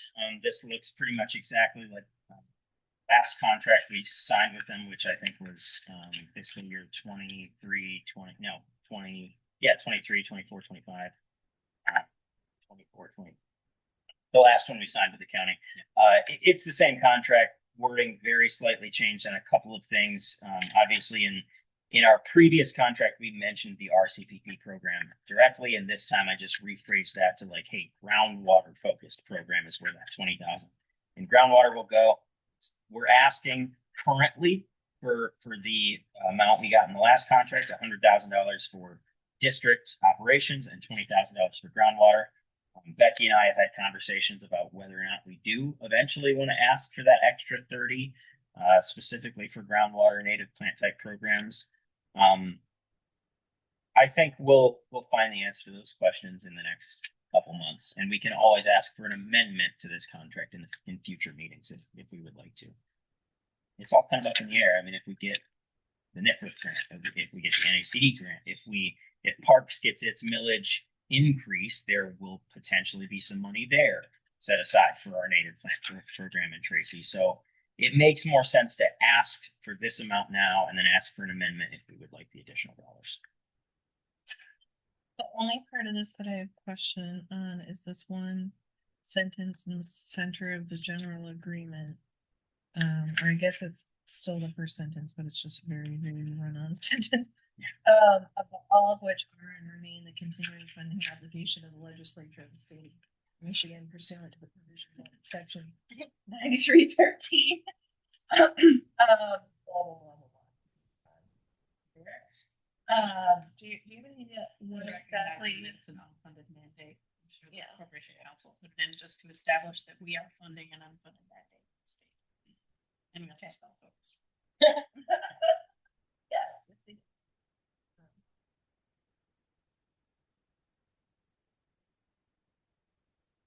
I just am trying to make sure that if we suddenly get additional state funding, that that's not gonna pull our county.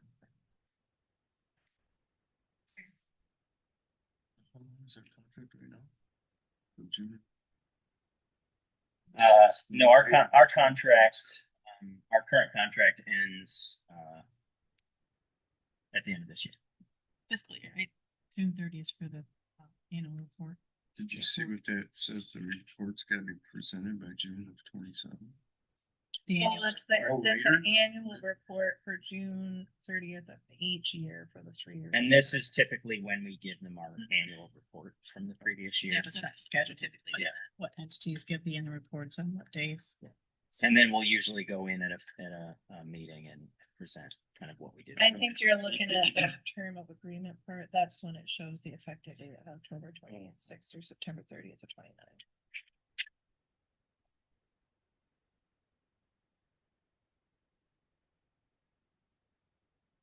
It's good to me.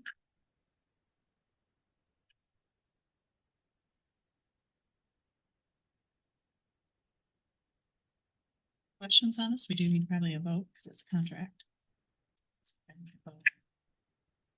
That being said, the very top line, this agreement is made this blank day. I can just, how should we do that? How should we fill that in? Sometimes it's blank on a lot of contracts. Yeah. Because you sign it and you date it at the bottom. We'll So sign it and date it and then- Executed. Did you just fill that in the day you The signed? day we sign it, yeah, perfect. Okay, yeah.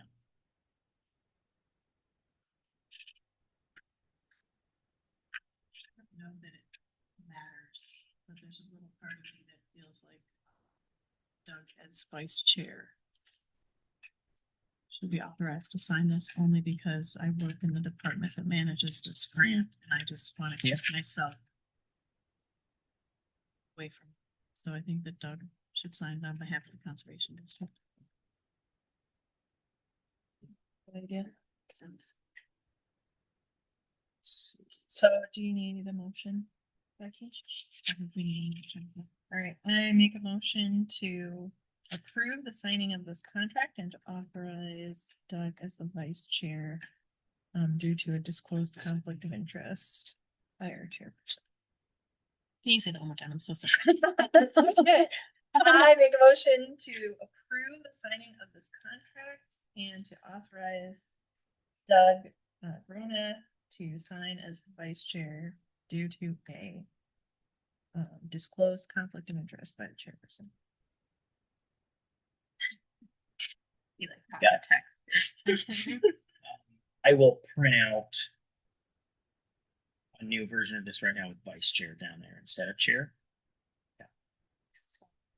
Oh, yeah, under general agreement, right? So Be perfect next time, so we look. I need to focused on your purpose. We need support still too, so if someone can support that. I'll support that. somehow that went through everybody a few years ago. and Nobody noticed it. Again, I'm sorry, we're improving as a board. That's all I can say. You're new. learning. Yeah. You were only elected like what, 2 years ago? Man, It's as recent. long as you're making corrections. It's like, It just bothers me.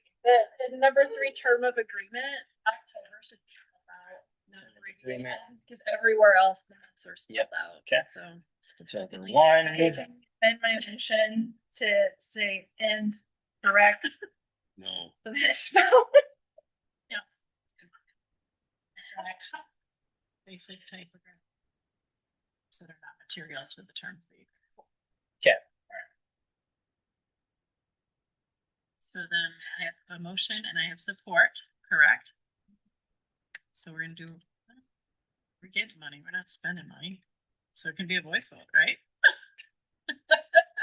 All in favor? No, I'm gonna do roll call, sorry. Kelly, Yes. Doug, Yes. Rivka, Yes. Tim, sure. Becky, abstain. No, my abstention. Please, that's kind of bossy. No, sometimes I just need someone to just tell me. Don't worry, I'm just gonna do it. Cool. Doug, right after the meeting, I'll grab that and we can get a signature from you. Okay, on to governance, we're gonna direct people. Oh, just wait. Oh, this is where I got weird. So that is no longer thing. So This is no longer a thing. that must be my draft. You must have given me an address. So get rid of that. Here, Oh. here, look at mine. Fine. You're like under the bus. So what we're actually on, Okay. now to I got watch to those figure it minutes out. close next month. Yeah. What we're actually on is board governance. I'm good. We're good. She's on first base. She- And you're on second. She's, Hold the phone. she's so mean. Okay, Okay, I'm ready. you ready? Are you doing this? Or am I doing this? I think we're all just gonna have a big friendly discussion about this, right? So. Lead us off. I do. So, yeah, we decided, that we wanted to just kind of recap, the pasture walks, both of them had to be canceled and rescheduled.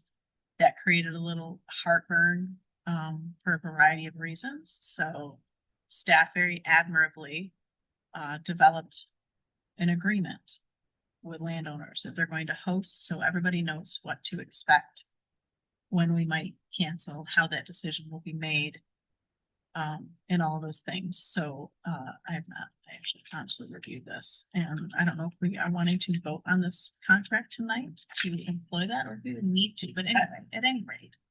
I think it's just a draft right now. It's too. a draft. We don't want to say contracts, it's too strong. Yeah. So anyway, there's an example of what we are proposing. And the reason for that is because there's just differences of opinion of how it should be handled. We spent a lot of time trying to figure that out, caused some heartburn for everybody involved. So we decided that this was a good way to do it. And it kind of just got me generally thinking about just you know, we are one body made up of different directors with different perspectives and opinions.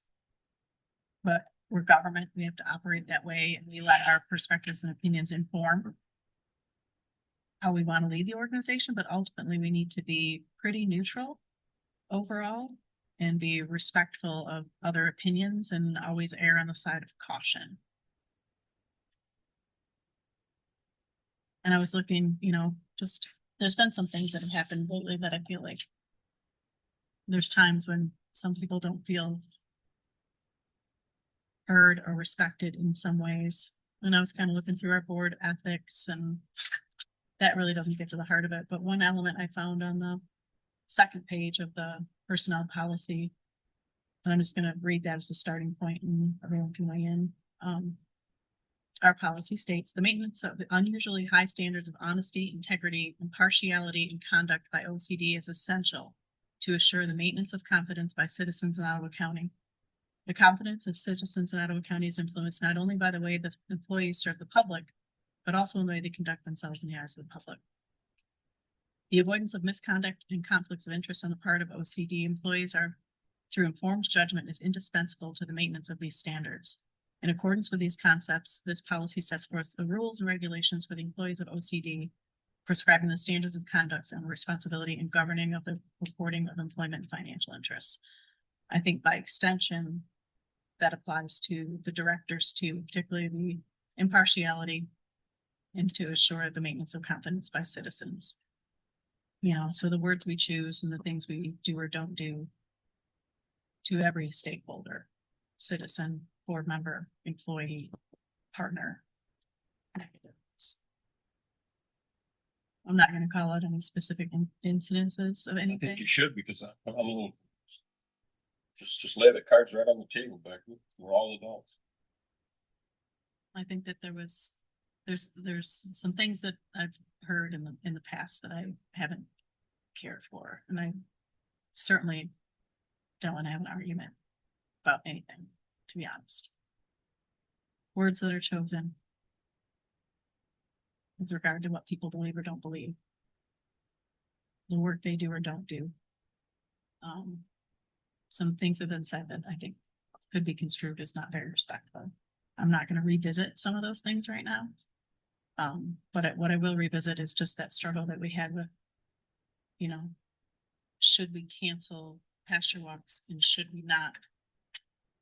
And respecting, you know, the opinions of those who say, I don't think we should cancel it. I think people should be allowed to choose for themselves. And the other side of, I think we should cancel because we shouldn't be subjecting people for our event to these conditions. I think the contract is going to make that a lot easier. And I just think we need to make sure that we're considering everybody's perspectives in those things. And I don't think I want to get any more specific than that personally. I just want people to think about standing in the other person's shoes when they are looking at these things.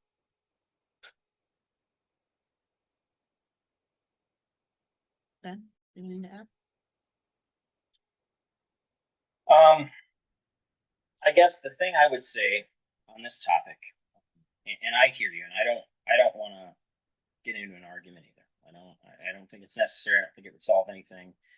I would just say, my staff put in a lot of work to put these events together.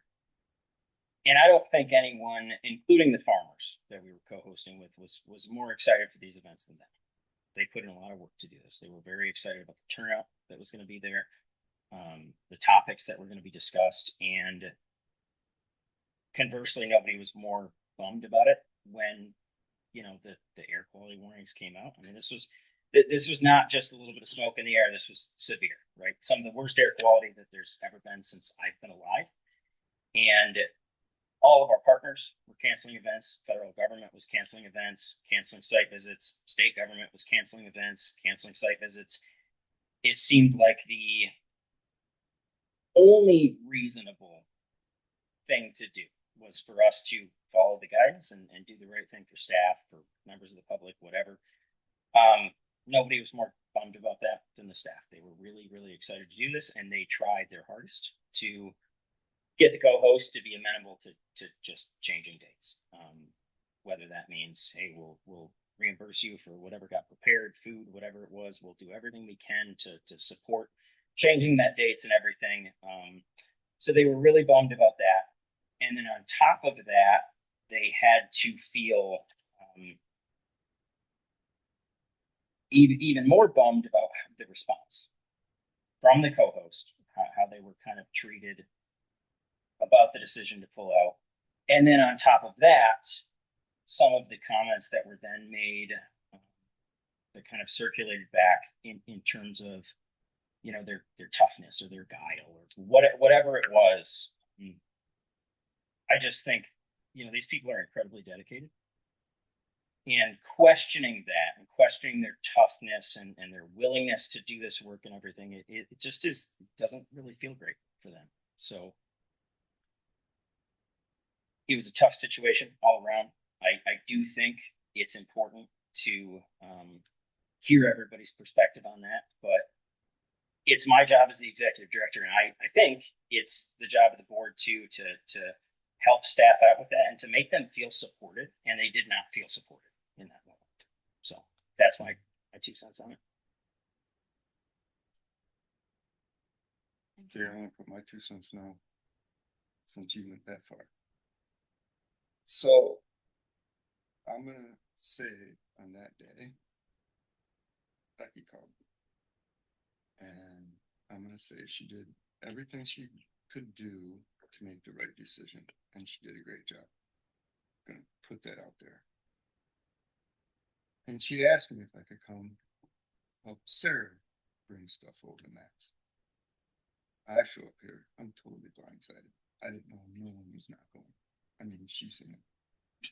So I don't know what everybody was doing before I got there. But instead of dragging a board member over, they could have handled it and took the stuff over there. And not me either. I don't question it. I mean, they shouldn't put the house in jeopardy.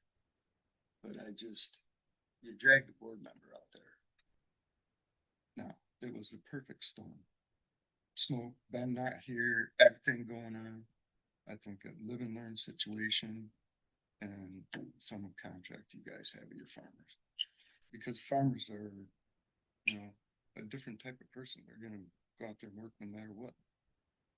And everybody knows that, like construction workers and everything. So, I mean, it's just, and you guys gotta deal with the weather. So I just put it as live and learn. Miscommunication. Not everybody was aware of It was a last minute thing. Yeah. I mean, it was a few hours before it was supposed to start. So it was a perfect storm. Well, you know, and we've had these conversations. Like we totally get the whole like, hey, farmers have got to be outside no matter what. Construction workers, same thing. This was an outreach event, right? This was not vital to farm operations. This was not, you know, this was not that. And so I always, whenever there's that conversation of like, you know, this generation is tougher than the kids because they're out there. This has nothing to do with toughness, right? Or resilience or any of that stuff. It was a workshop that we very easily could have changed. Yeah, I know. I'm just saying it as a broader sense. Well, I don't have offered, but I thought I was going up. This is what I thought. I appreciate it. I'm doing my part. I'm gonna go out and hang out with the staff today. I got that meeting going. And hey, and I picked up tables the other day, had a pleasant conversation. Like, no, you know, I think we can all move forward with no hard feelings. I just wanted to make sure that I was speaking up for the staff and how we all felt after that situation. You know, and again, like that this is just me personally speaking. That always rubs me the wrong way. Whenever I have to hear, and man, this is the historian coming out at me, but you can look 2,000 years back. You can look old, you know, articles written in the 1800s. It's like every single generation of men, you know, middle-aged men, wants to tell the younger people that they're all weak and they're all lazy. That's just like a cyclical pattern throughout all of recorded history, right? It always has been a thing. We have to hear it now. Well, not me. I'm almost 40, but you know, my kids are going to hear it, and it's just, it always bothers me.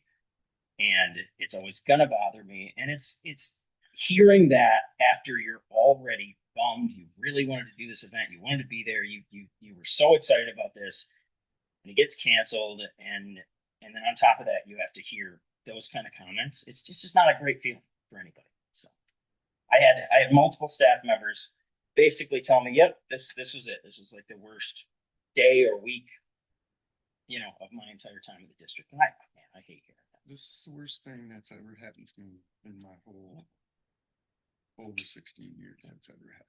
That being said, this is how there will be clear guidelines, like, and honestly, like outside of the human aspect and the emotional part of it and all that, it was just an easy decision in terms of liability, right? We put people outside, employees. Somebody has a reaction to that, gets sick. That's workers. I don't think we're question that. Yeah, exactly. Yeah. So Nice people. I feel the guns pointed at me, and I don't know why. I want somebody to clear the air. What comment did I make? You didn't. I did. It's not you, it's something that's been happening on this board, I think, for a while, just not taking care with words, and I'm not willing to go into it at this moment. But we can have those words afterwards if you wish. Okay. I am not in favor of a contract. May I speak? Do I? Yes, of course. As a farmer, we endure adverse conditions daily. Today was not pretty to work in, but life goes on. I would never sign one of these if you want me to do an event, because it ties my hands.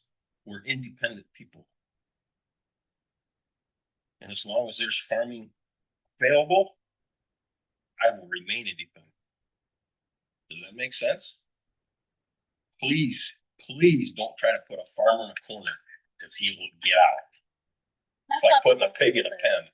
It's just an agreement to say, if we are hosting an event on your property, because this is a district event that we're working with you on, there are some guidelines that we may need to follow for that specific event. And the goal is just to say, the biggest things that I wanted to have in that agreement, and like I said, we're going to soften some of the words because we don't want to be, This is not a contract. This is a draft. Me and Becky have been discussing it back and forth. The biggest things I wanted to highlight in this agreement was, we want to highlight the date that we choose. We want to always have a backup date in case some unforeseen circumstances happen, whether it's, we also list in there, what are some external weather conditions that could happen. Say there's severe weather that's forecasted 24 hours in advance. What happens if we have things that we have rented? Say we have tables or chairs or things that we could lose money on if we end up having an event, but we don't cancel or reschedule it because you have to cancel those things 24 hours in advance. What happens if we find out in the morning of an event that the AQI is triple, double, however much it was, the level of hazardous levels, and now federal programs, federal other farmers, everything, the county and the state are canceling events? What happens in that situation? We always want to have a backup date in mind, which we had discussed with said co-host at a previous moment due to some other co-hosting events discussions we've had. But that was the biggest thing, is that we want to say, if we are going to be going on your farm to host an event, which is a completely voluntary thing with a farmer, this is some of the guidelines that we are going to do. So if it's something that the farmer doesn't want to do, then we won't do an event at their property, and that's totally fine. It's well put. There are things that you can look at in the agreement. It won't be a contract, it'll be an agreement that makes it something that you'd be more open to, or you think farmers be more open to, then add to it or let us know. We're here to take I it, get for your sure. point, but I think managing expectations are good for everybody, It the is. landowner and the people. It putting is. it on. And I said to you that day when you called me, I said, don't cancel. Let the people decide if they want to go or not. well, they were though. That whole day we had So So give them that many option. At 5 o'clock, it's smoky. If you don't feel comfortable, please stay home. Mhm. Matt is going to host the event. The people are planning to come. The food is prepared, everything's in order. We would like you to be there. That is basically what we did.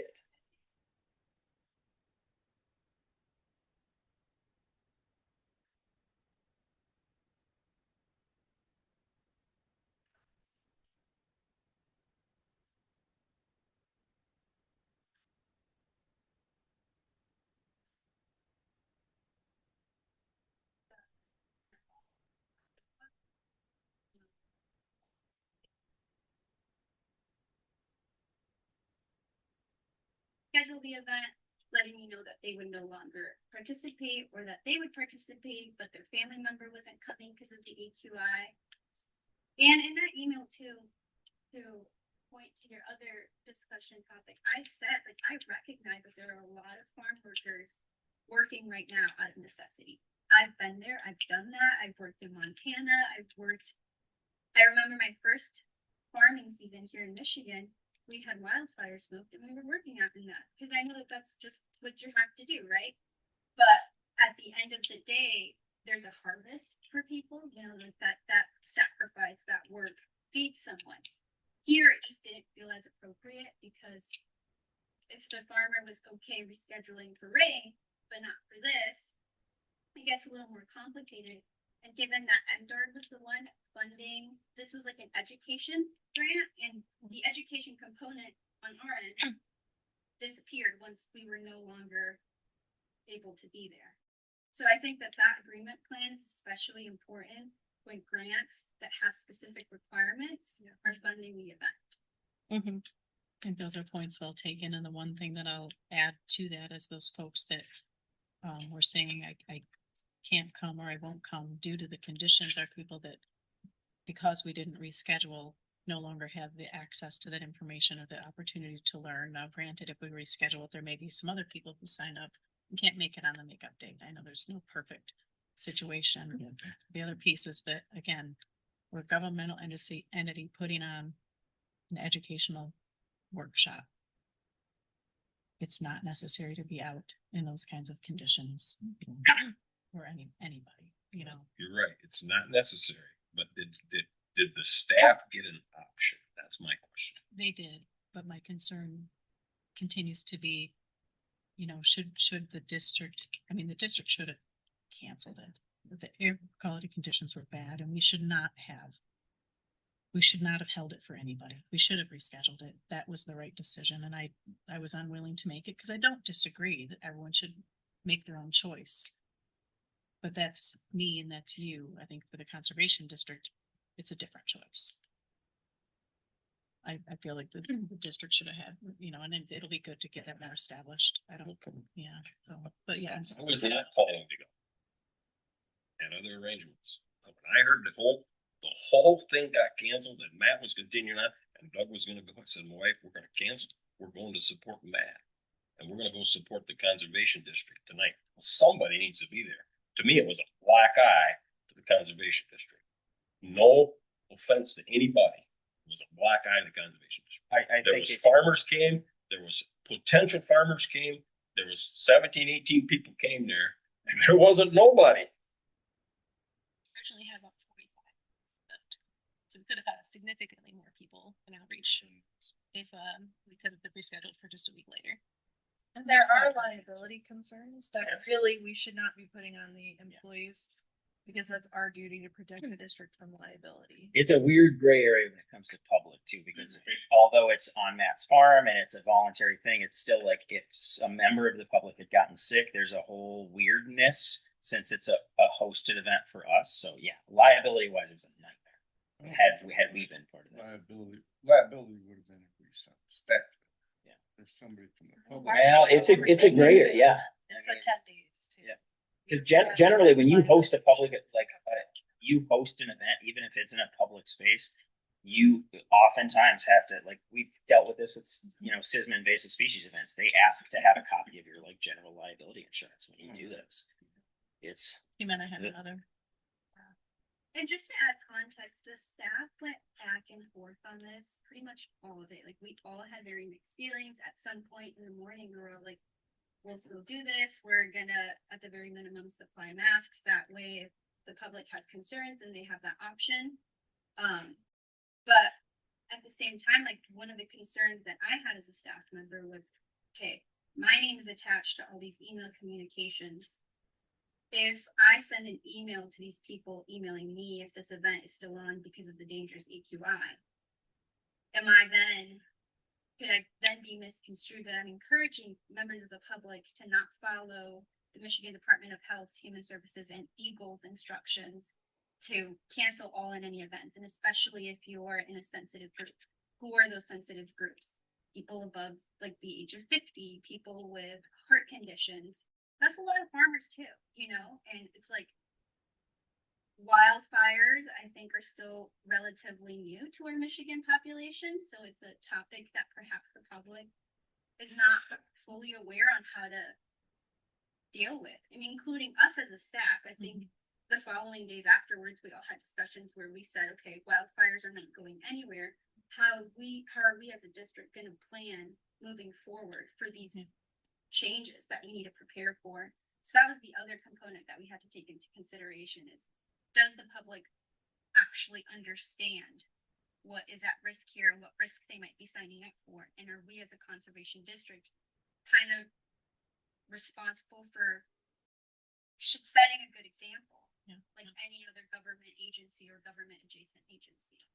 I have to just really appreciate those comments, and we should be proud as a board that our staff, sits down and posts games in such a thoughtful way about these things and looks at it through all the angles.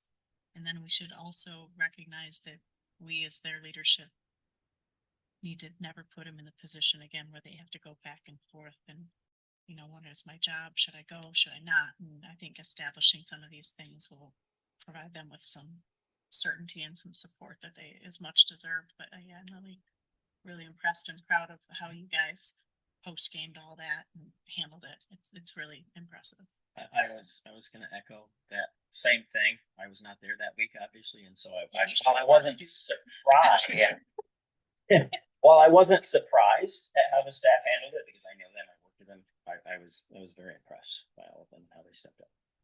And honestly, the board members, I ticked down through the list. Here I am, like, right, how do I do this? So I tried to make a plan, and I had good conversations with everybody. I think, but Rick, I don't think I spoke to you, but.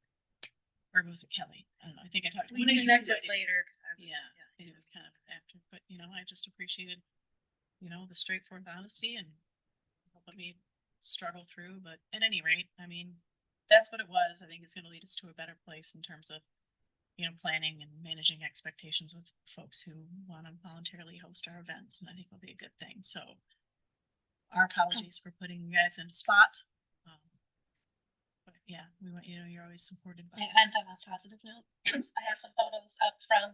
So we had our rescheduled pasture walk that was from the original one at the boat farm that we originally had scheduled for in June. We had to cancel because of severe weather and with thunderstorms that were in the forecast. We rescheduled for August. That was just last Thursday, August 6th. We had almost 60 people in attendance at this event. It was fantastic. Gary did an awesome job. The boats family did an amazing job. We had 2 full wagons that got pulled around because he got pulled around all along his pastures, which would have taken a very long time for walking.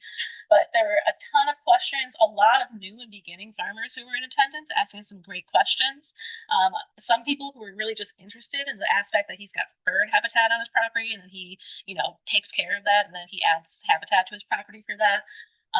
And it was a fantastic event. I honestly couldn't have asked for a better event. Everyone there, I've had positive feedback from almost everyone who I talked to, farmers and folks who have been to other events who have come back. And, I heard someone as they walked away said, "Great event, Sarah, as always." And I was like, it's good to hear. So this one, the boats, I have to say, did a ton of work. They host these types of events. And so it was great to collaborate with them on this. I think this was Jimena's first public sort of event of talking about the soil health and demonstrating how to take soil assessments there. There were a lot of great questions and she did a fantastic job. Again, burgers were delicious. Great event overall. We rented tables and chairs and porta potty bring out there. That all went very smoothly. And overall, it went really great. So it was really, really great to have a win and have a, third time's a charm. This one went out really, really great. And One out of three's not a bad batting average. so just wanted to end on that. Positive note. Oh, and then we have our conservation coffee hour coming up next week. So, come for that. Anyways, so I'll stop sharing now. But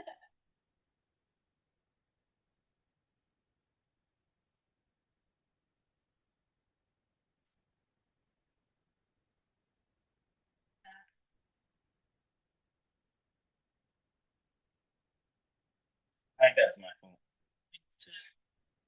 Maybe. Situation, what it meant to every different person. Involved in every different group.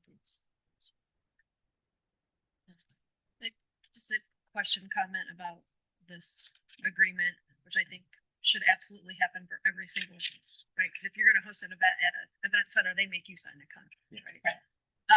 You verbalize it, Sarah, but it's not in here. There is some extra wording about like what types of events would It should take be the on installation. the second page. There's some outside. Oh, I said There's some parts missing. There was, it was a 2-page. Yeah, there should have been. There needs to be a lot more language about like. Like, yeah, weather, and while we did send it also, Yeah. the corporate council and Wood County, just take a look and add some like basic legal, just very It'll basic be in stuff. the emailed packets. Like Yeah, so we're still currently adding Love to some. maybe like skills as a template that we can Yeah. use for other. Well, and honestly, like I really like the, this is what the planner is responsible for. This is what the host is responsible for. Because I think sometimes you can have a conversation and It's good to have it in writing. different people Yeah. can come away with a different impression of that conversation. So I think laying it out. And this is also, this is not just for farming events. This is just for any private landowner that we could have host an event with. Could happen with invasive species, could happen with anything. Because we've even gone as far as some events having individual speakers sign a commitment that here's what we ask of you, here's what we will provide to you. So, because I think maybe did we do that for cultivating resilience? Yeah, for each speaker we do. Yeah. We have to allow what they sign. So Makes it's, sense. yeah, everything should be treated the same to get that. Down Can't in wait to writing see it expectations. Yeah. It's good. Ben's got the second page. Yeah. Good evening. Okay. Well, I have one more thing. The second bullet point is supporting staff. I know this kind of the Oh, first I thought discussion, that. well, it bled into that, but there's a couple other specific comments that I did want to bring, and I'm sorry, Becky. There's just a couple things I have to bring out. Specific, I know, but specific comments. So, all right, let me just kind of preface this by saying there have been certain comments made in the last few months that have made some staff members a little uncomfortable. That I don't think have really risen to kind of the standard of what should be said at board meetings or by board members or anything like that. We're a public agency, right? And I think it's easy for us, given how informal some of these meetings can be, to slide into that sort of culture that we used to have where it felt like it's just a club and we were all talking about things and being very frank with each other and telling jokes and off-color comments and all sorts of things. Like anyone that's been around for a long time knows, and I certainly know this, I've been here for about 11 years. I've sat through board meetings where some pretty shocking comments and jokes have been made that can only be described as like racist, blatantly sexist comments. I've sat here and watched board members tell, female staff that they're too emotional and they shouldn't have positions of power and all this like the shocking stuff that I've witnessed here. The good news is it's been a lot better the last couple of years. Genuinely, I think we've all done a really good job sliding more into a culture of a actual public agency at these meetings. But I think it's still important to like point out a couple of these comments, to do it frankly, just publicly in this setting. I don't think it's something that we should just be having in private conversations or anything like that. It needs to be stated. The point, I'm going to bring up a couple comments in a second. The point, I really do want to emphasize this part. I'm not trying to admonish anyone. I'm not trying to like calling anyone out or attack anyone. I genuinely don't think these comments were made with any malice. Really do believe that. And so what I don't think the situation requires, and I can't control this, but I don't think anyone needs to try to explain or defend themselves for these comments or anything like that. It's really not necessary. I just want it to be heard. I want it to be understood that these were not appropriate. And I think we can just live and learn and move on from these. With that being said, we have a relatively newish CTAP tech, Jimena, who's been with us like 5 months now, 4.5-ish. Yeah. In that relatively short time, she has heard comments about her name being hard to pronounce, hard to understand for farmers, suggestions that she should, introduce herself as by another name, so it would be kind of more easy for those farmers to understand. She's heard comments and questions. She's heard this from other staff too, like, where is she really from? The answer is not Holland, Michigan, right? Where is she really from?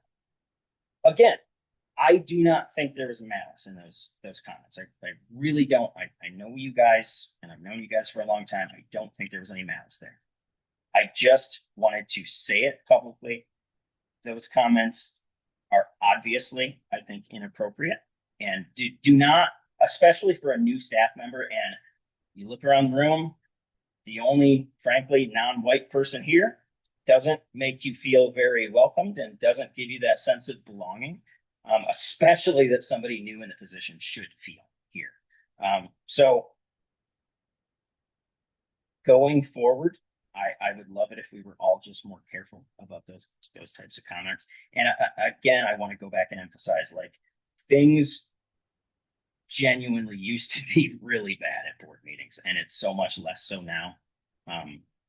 But occasionally the reminder and bringing these types of things up, I think is good and healthy for everybody. And we have these conversations internally amongst the staff too. We joke, we say things and have to kind of like look over our shoulders. Oh, is the door open? Did a member of the public just walk in? We have to have these conversations too, like, hey, maybe this isn't appropriate to talk about, or maybe those comments weren't appropriate for this setting. So that's what I wanted to bring up. I wanted to make it very clear. And it's really important to me that she feels welcomed here and comfortable in this space. So. Yeah, I think you looked at that well. Thank you for sharing. It's not easy. Okay. And I do want to speak to that because I think coming in as, obviously, working in food agriculture, these types of comments, these types of ways of thinking are not all my life. I was a biology student, white field, and then on top of that, on an extra predominantly white field in agriculture. And so I don't take that lightly. And while I know it might be uncomfortable for some board members, staff members to take that plainly or to not talk names, I think that if you are okay saying something outside of it, hey, because while no one can tell me what you say, that doesn't mean that we exist in a vacuum. Okay? And I don't have to be honest. I don't know if there's malice, but what I do know that there's ignorance behind those comments. There's a lack of boundaries behind those comments, and I think it's worth saying that out loud because that's true. I'm a woman of color. I don't need to explain what is or is not racist or what is or is not prejudice. And I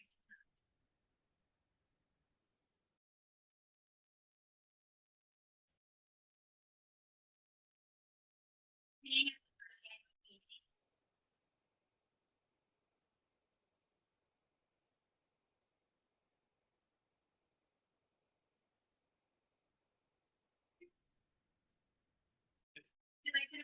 with you in that moment. You know, I'm used to working and communicating with landowners who don't interact with a lot of women of color positions that are not. It's not the color, it's not the color.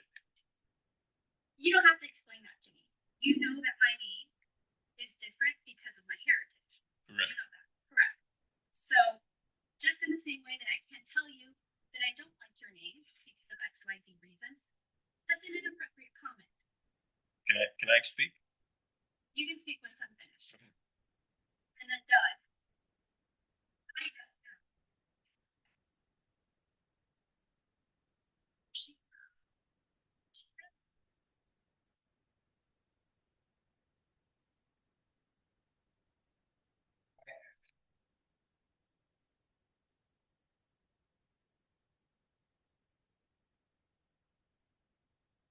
Me where she was from, and I told you Holland, Michigan. Knew where her family was from. Didn't, yeah, I apologize. I didn't mean to offend you on that. I actually started talking how to say your name correctly. And that's, we should know. That in itself.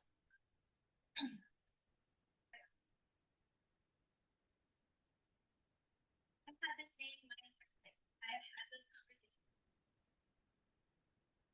And I'm. Whether.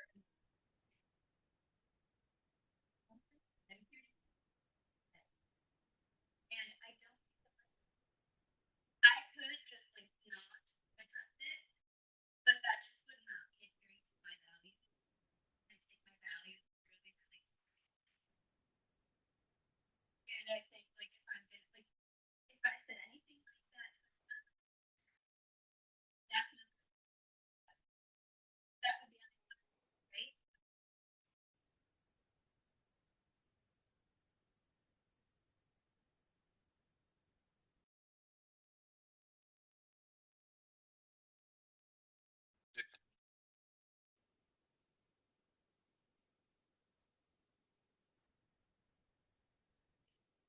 So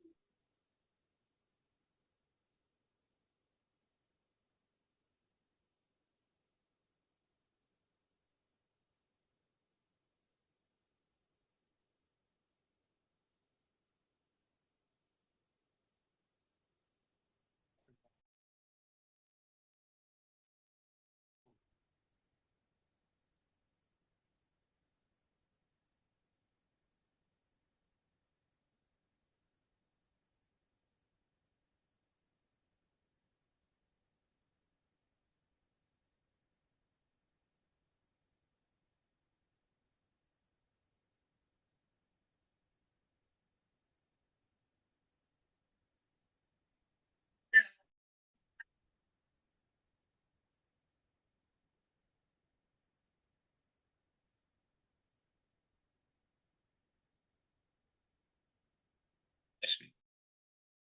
Okay, there's no offense. Either way. Okay. I have 12 employees. They're predominantly Spanish. They all have different names. Some of them I can't even pronounce. We have two employees' name is Joaquin. How many times a day do I call Joaquin? I call him Joe.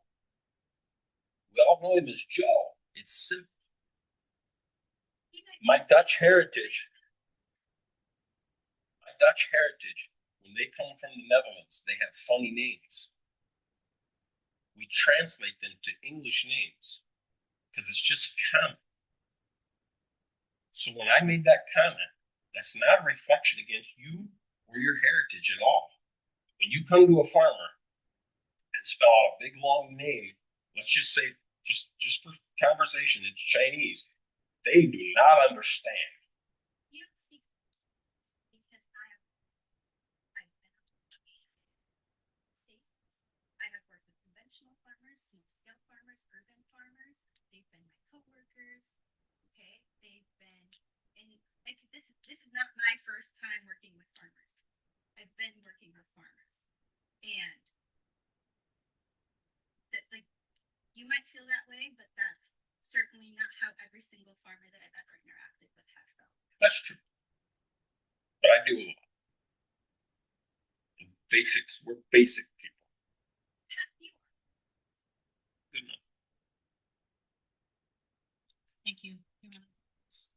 said. Appreciate your candid comments. We can all learn something. I know that I've learned a few things. Have some self-reflection too. So thank you very, very much.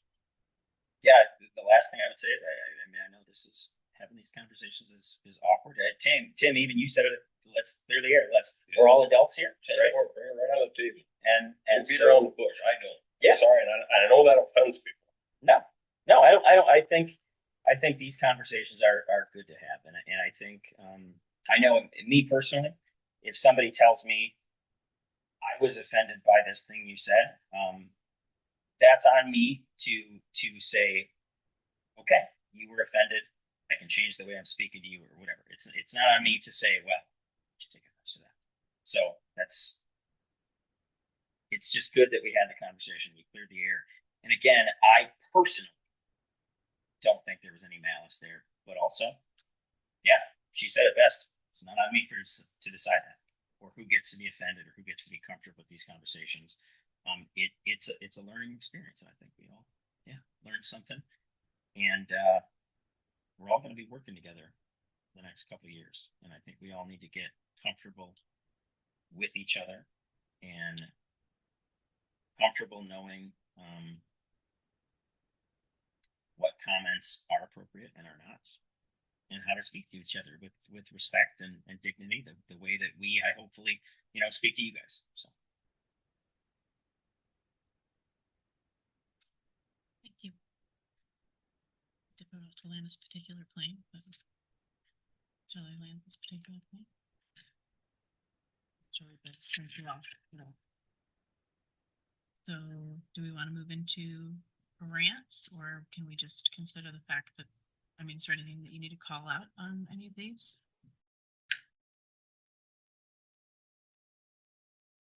I try to condense it. I know this is always a very confusing long section. Appreciate the updates. Makes it much clearer. Yeah, it is easier to follow. I just have to remind myself that executing means they're getting to Like some getting a agreement, not grant, yeah. executing, like implementing. I read executing. If we had an executing for implementing grants, this Yeah, would it'd be a really 17 pages. That's what I have to remind myself, is executing that. So any questions on the information under the grants bullet? Are these, I think that the Glacial Lakes one is behind schedule, but are the rest of them like on schedule in terms of the ones that are executing? This is the time frame that you were expecting to receive? Yes. Yes. Yeah. Some point it will be a real grant. It'll be a real boy.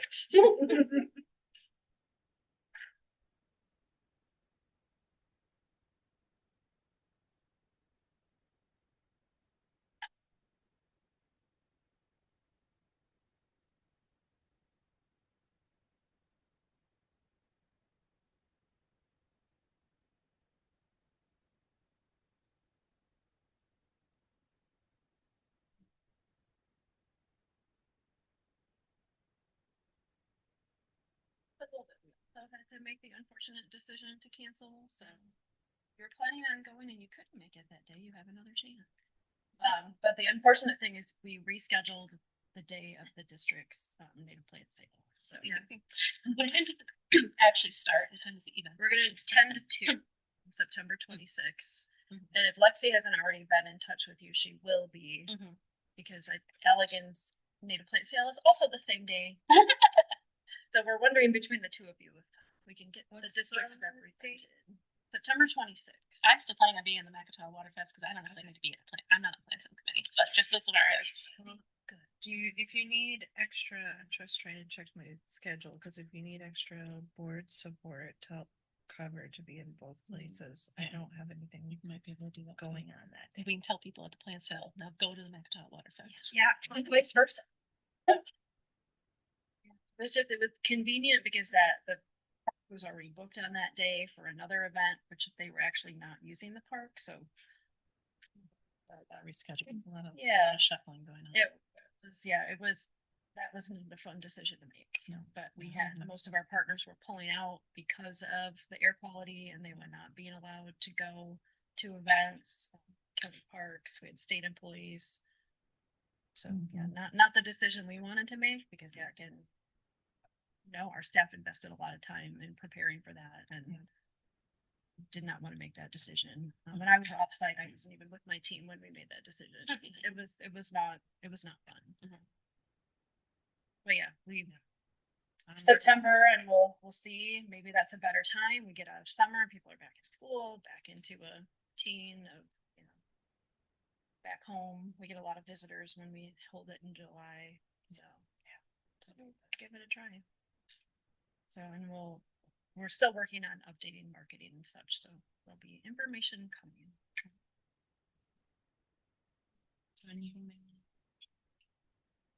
The only thing I'll mention is Envirothon.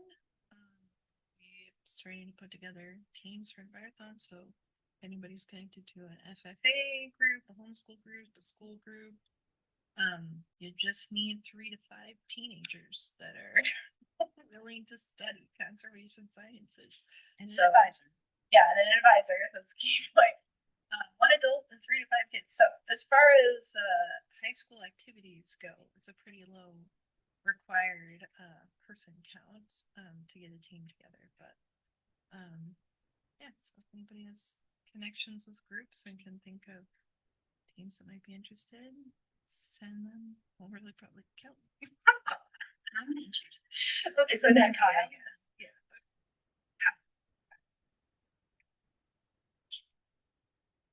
You can talk to me if you want to help. Task force. Yeah. Serve as a resource professional for teams at the competitions, which may be held in West Michigan, the state competition. Let's see. Doug? You know anything?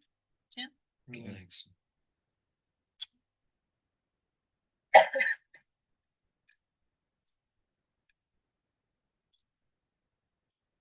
Shall do so if there's nothing more for the good of the order. So adjourned. Meeting, thank you all for hanging in there.